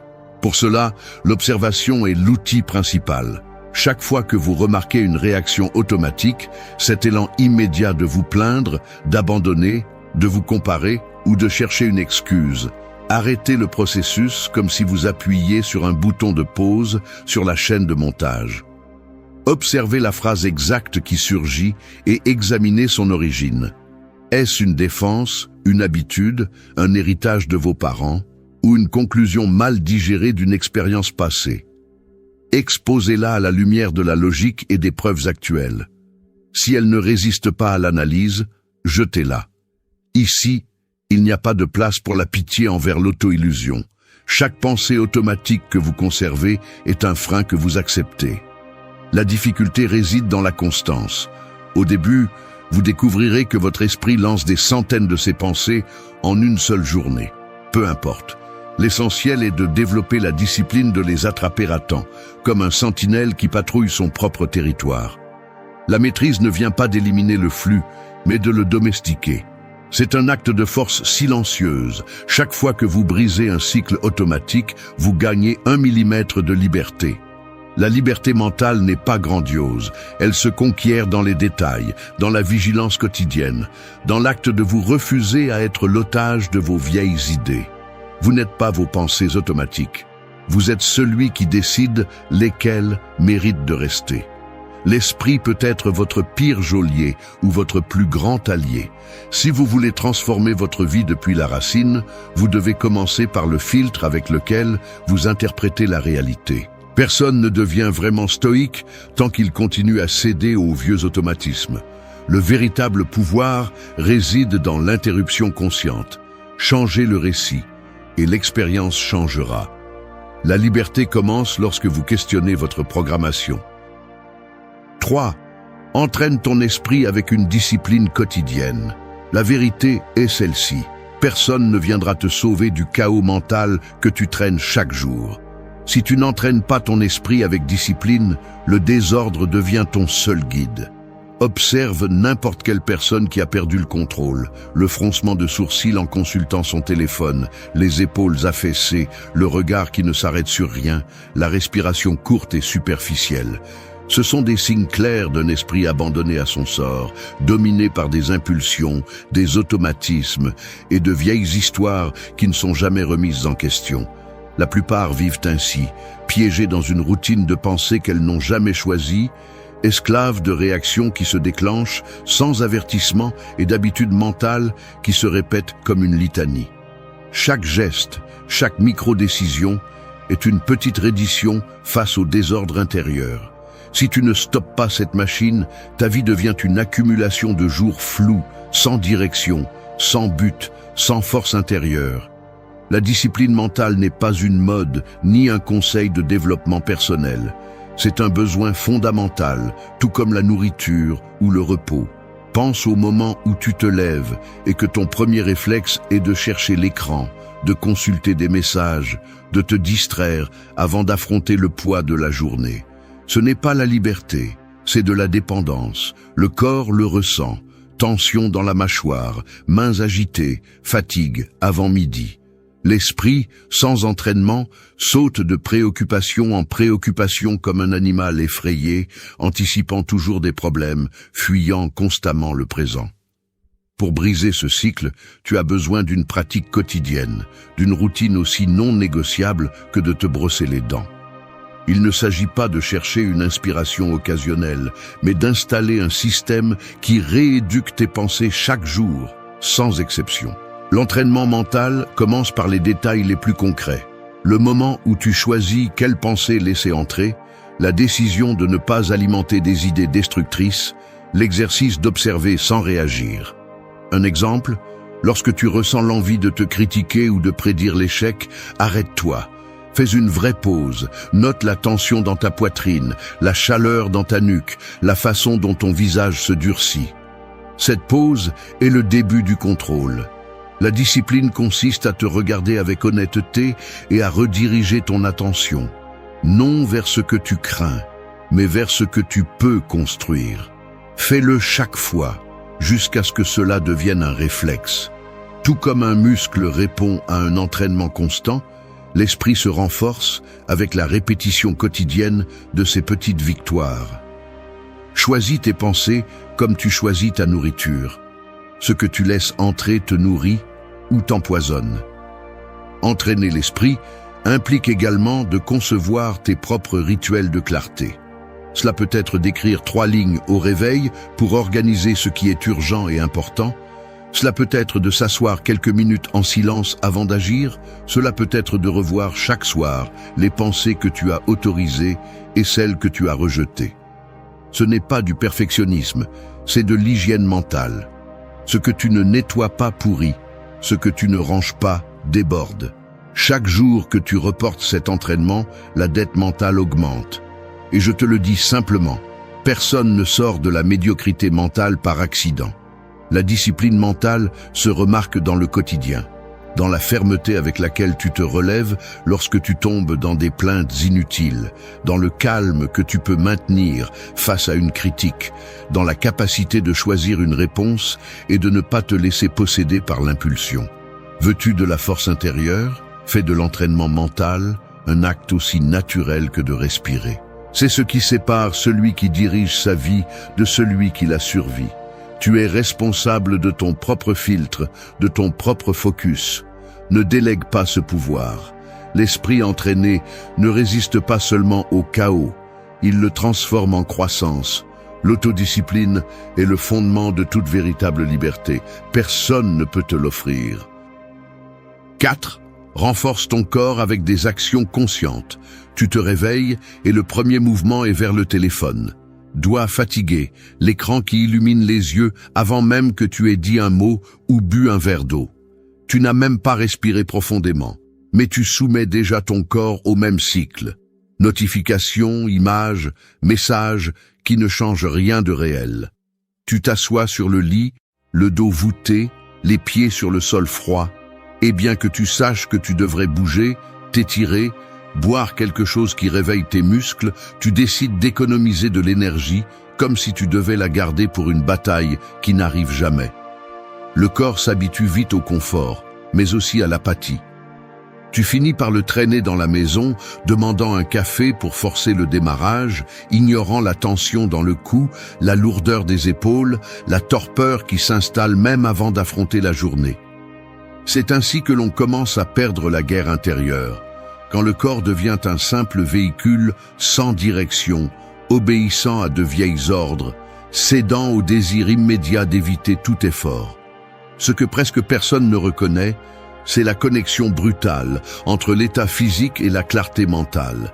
Tu peux répéter 1000 fois que tu veux changer de vie, mais si ton corps est faible, engourdi, sans discipline, ton esprit traîne derrière, incapable de soutenir une décision ferme. Le stoïcisme n'a jamais séparé l'âme du corps comme s'ils étaient ennemis. Au contraire, il a enseigné que la force se construit à partir des actes les plus concrets. Sauter l'entraînement, remettre à demain la promenade au soleil, ignorer la vraie faim et se laisser vaincre par l'anxiété de la malbouffe, ce sont toutes des décisions qui pèsent. Personne ne devient fort en pensant à la force. La force s'entraîne, se cultive, se conquiert par des actions petites, inconfortables et répétées. Chaque fois que tu choisis de bouger quand tu n'en as pas envie, chaque fois que tu priorises le vrai repos sur la distraction, chaque fois que tu dis non aux excès et oui à l'auto-soin, tu reconstruis la base de ta volonté. Il ne s'agit pas seulement de bien paraître ou de répondre à des normes extérieures, il s'agit de retrouver la sensation de contrôle physique, de se rappeler que le corps n'est pas seulement un instrument pour travailler et consommer, mais le terrain où se joue ta liberté. Manger avec conscience n'est pas une mode, c'est un acte de respect de soi. Bien dormir n'est pas un luxe, c'est un investissement dans la clarté. Bouger même juste une demi-heure, transpirer, sentir la vraie fatigue dans les muscles, c'est rappeler à l'esprit qu'il existe un pouvoir qui ne dépend de l'opinion de personne. Le corps est le premier territoire que tu peux gouverner. Si tu l'abandonnes, tout le reste vacille. Beaucoup attendent un changement émotionnel ou spirituel sans passer par le filtre de l'action physique. Ils tombent dans le piège de chercher des formules mentales tout en laissant le corps s'oxyder. Le résultat est prévisible. Fatigue, irritabilité, anxiété, une sensation constante d'être à moitié présent, de ne pas pouvoir soutenir ce que l'on pense ou rêve. Le corps qui ne se discipline pas devient le principal saboteur de tout objectif. Prends soin de ton énergie comme tu prends soin de ton argent. Ne la donne pas, ne la gaspille pas. Investis-la dans des actions qui te ramènent à la présence. Aucun conseil philosophique n'est utile si ton corps ne supporte pas l'exigence, s'il n'y a pas une base physique qui soutienne chaque pensée courageuse. La clé réside dans la constance. Tu n'as pas besoin de routines impossibles ni de sacrifices spectaculaires. Tu as besoin de choisir chaque jour un acte conscient en faveur de ton corps. C'est cela la discipline en action, pas en théorie.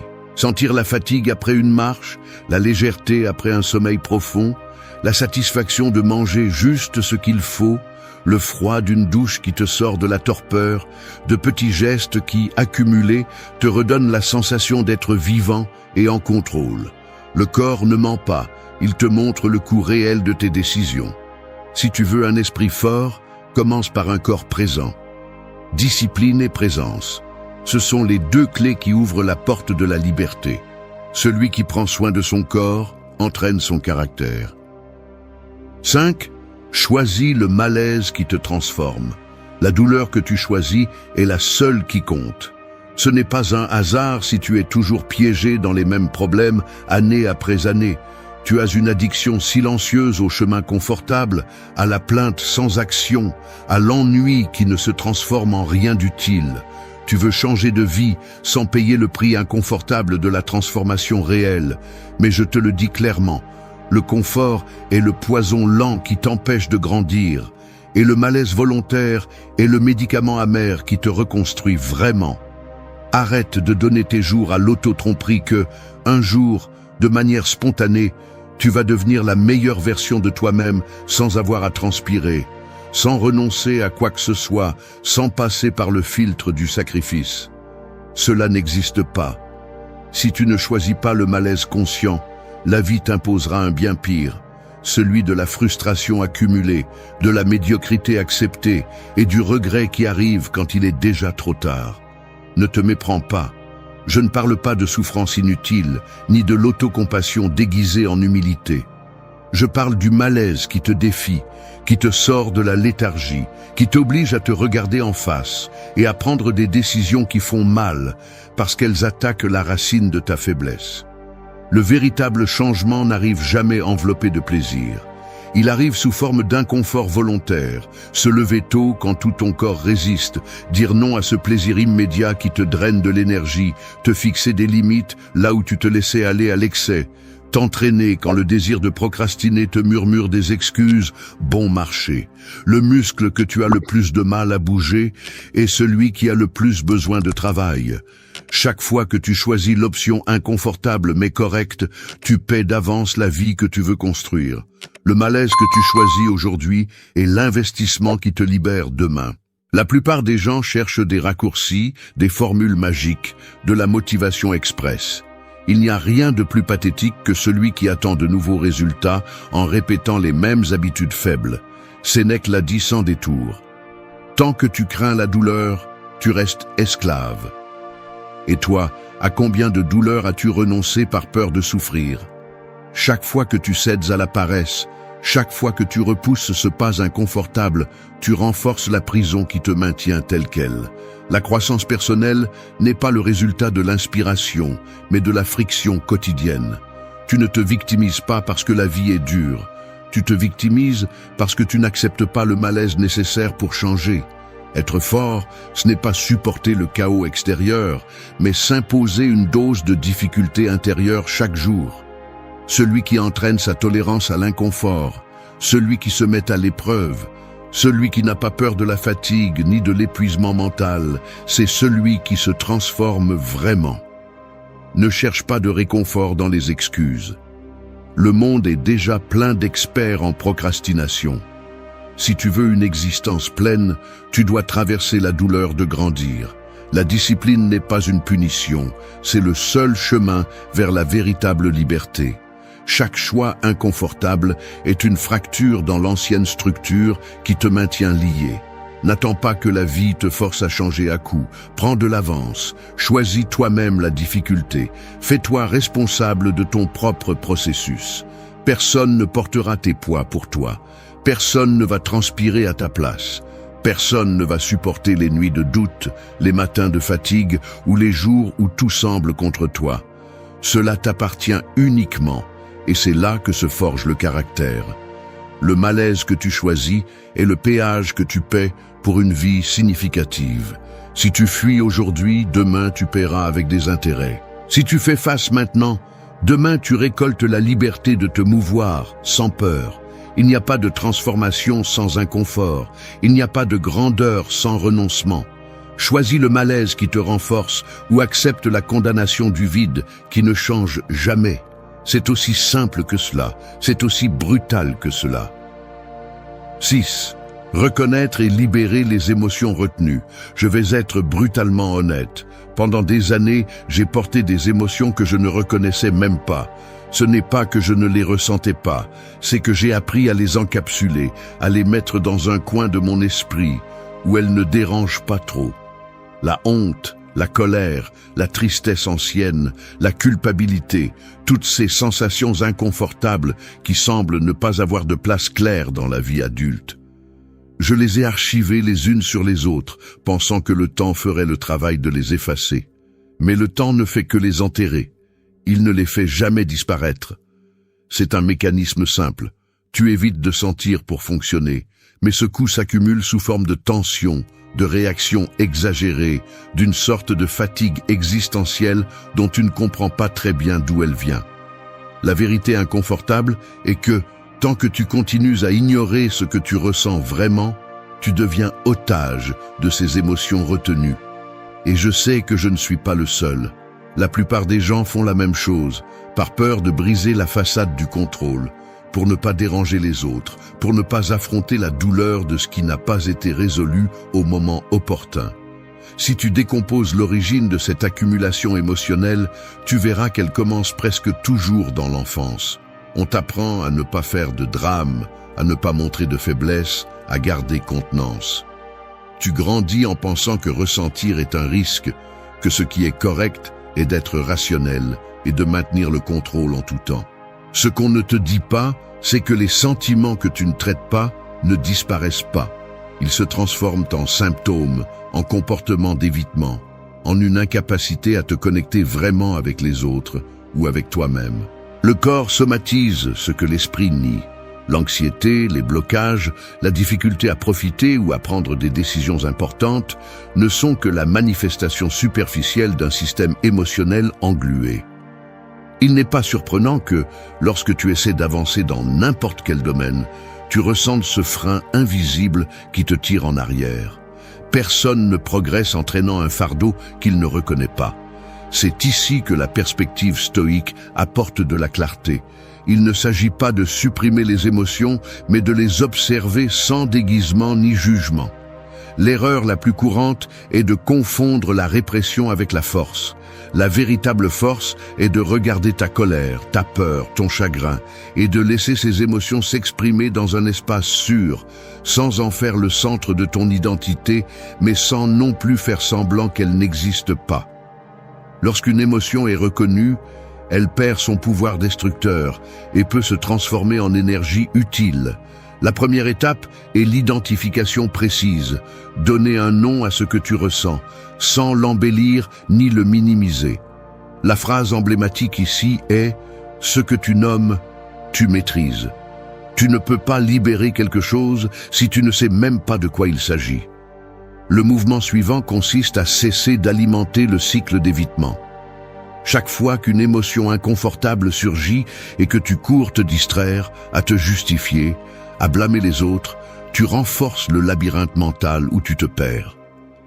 L'entraînement consiste à te permettre de ressentir le poids de l'émotion, à reconnaître l'inconfort, puis à décider, de manière consciente, si cette énergie mérite une action, une conversation en attente ou simplement une acceptation. Il n'y a pas de formule magique, mais il y a une stratégie. La libération émotionnelle est un processus actif, pas un accident. Écris ce qui te fait mal, parlant avec quelqu'un qui ne juge pas, ou assieds-toi simplement avec toi-même quelques minutes par jour et fais le bilan émotionnel de ta journée. Ce que tu ne libères pas aujourd'hui, demain devient une dette. Les conséquences de la libération des émotions retenues sont immédiates, bien que subtiles. Une plus grande légèreté, la capacité de répondre plutôt que de réagir, la clarté pour choisir sans traîner de vieilles frustrations. Un cœur congestionné ne peut jamais être une boussole. La phrase est simple, l'émotion retenue est un piège silencieux. Si tu veux avancer, tu dois vider ce poids, même si cela fait mal. Personne ne se transforme en portant un vieux bagage. Choisis de libérer ce qui n'apporte plus rien. C'est un travail inconfortable, oui, mais c'est le seul qui vraiment te redonne le contrôle sur ta vie. 7. Agisse en accord avec tes véritables valeurs. Un accordéon mal accordé sonne encore plus mal quand tu le presses plus fort. C'est pareil dans la vie. Quand tu avances sans vérifier si chaque note que tu joues répond vraiment à ce que tu valorises ou si tu ne fais que répéter la mélodie des autres. Il y a des gestes quotidiens qui le trahissent. Tu es assis à ton bureau et ton corps fonctionne en automatique. Tes yeux parcourent l'écran, mais ton regard est terne. Chaque mot que tu dis en réunion semble être une réplique de ce que les autres attendaient de toi. La journée avance pleine de petits compromis avec la commodité, de promesses à moitié tenues, de décisions qui, au fond, sont des concessions. Il ne s'agit pas de grandes trahisons, mais de cette usure quotidienne où tu sacrifies ce qui est important pour ce qui est plus facile à justifier. C'est la différence entre vivre comme un instrument accordé qui résonne avec sa propre force ou comme un instrument qui, bien qu'il sonne, ne remplit jamais la salle. Agir en accord avec tes véritables valeurs n'est pas un luxe philosophique, ni une dose d'authenticité pour te sentir spécial. C'est le fondement sur lequel repose une existence qui ne s'effondre pas au premier vent. Tu le sens dans les détails. Quand tu dis non à un engagement que tu détestes, même si cela te coûte l'approbation des autres. Quand tu soutiens une vérité inconfortable face à ceux qui préfèrent le mensonge bienveillant. Quand tu choisis le travail le moins rentable, mais le plus fidèle à ta vocation, même en sachant que le risque peut faire mal. Cet alignement n'est pas du confort, c'est une précision brutale entre ce que tu penses, ce que tu ressens et ce que tu fais. Personne ne peut acheter le respect de soi qui provient d'agir en cohérence avec ce que tu valorises réellement. L'intégrité se construit dans les actes invisibles, dans les nuits où tu choisis le silence plutôt que la duplicité, dans les matins où tu maintiens ton engagement envers toi-même, même si personne ne t'applaudit. Ce que tu ne pratiques pas pourrit. Cela vaut pour les muscles, mais surtout pour le caractère. Le problème, c'est que la plupart vivent avec une boussole empruntée. Ils absorbent des valeurs de la famille, du travail, de la culture ou de la pression de groupe, et les répètent comme si elles étaient les leurs sans les avoir digérées. Le résultat est une vie pleine de contradictions. Tu défends l'honnêteté, mais tu mens pour éviter des problèmes. Tu parles de liberté, mais tu dépends du jugement des autres. Tu prêches l'importance de la santé, mais tu cèdes à chaque petite tentation. Le corps le ressent. Il y a une rigidité dans la mâchoire quand tu fais semblant. Une tension dans les épaules quand tu acceptes ce que tu ne désires pas. Une fatigue dans le regard chaque fois que tu dis oui à ce que tu devrais rejeter. Personne n'échappe à la facture interne pour s'être trahi. L'usure émotionnelle vient de là. De vivre avec la sensation constante d'être dévié, de ne pas avoir le courage de redresser le cap. La question brutale que tu dois te poser est: quelles décisions, parmi celles que tu prends chaque jour, sont vraiment les tiennes et lesquelles ne sont que des héritages d'autrui? Tu peux ressentir le vertige quand tu te le demandes sérieusement, car cela implique de renoncer au déguisement, de cesser de mendier l'acceptation, de perdre des privilèges éphémères qui ne t'ont jamais comblé. Mais la récompense est autre: dormir tranquille, regarder les autres sans colère ni envie, soutenir le regard dans le miroir sans ressentir de honte. Personne ne peut vivre longtemps divisé. Soit tu t'alignes, soit tu te fragmentes. La cohérence ne se vend pas, elle s'entraîne. C'est la règle. Le sens ne réside pas dans de grands gestes héroïques, mais dans la constance des petits actes. Rendre le salut même si tu n'en as pas envie, rejeter la facilité même si personne ne te surveille, demander pardon quand tu sais que tu as échoué, tenir une promesse même si le coût est élevé. La vraie valeur se mesure quand personne ne te regarde et que tu choisis d'agir de la même manière. Si tu cherches un but, commence par nettoyer le filtre de tes valeurs. Fais l'inventaire. Observe tes actions avec la même rigueur que celle avec laquelle tu juges les autres. Chaque fois que tu te trahis, tu accordes encore moins bien l'instrument. Chaque fois que tu choisis ce que tu crois, tu ajoutes 1 gramme de force intérieure. Tu n'as pas besoin de perfection, tu as besoin de congruence.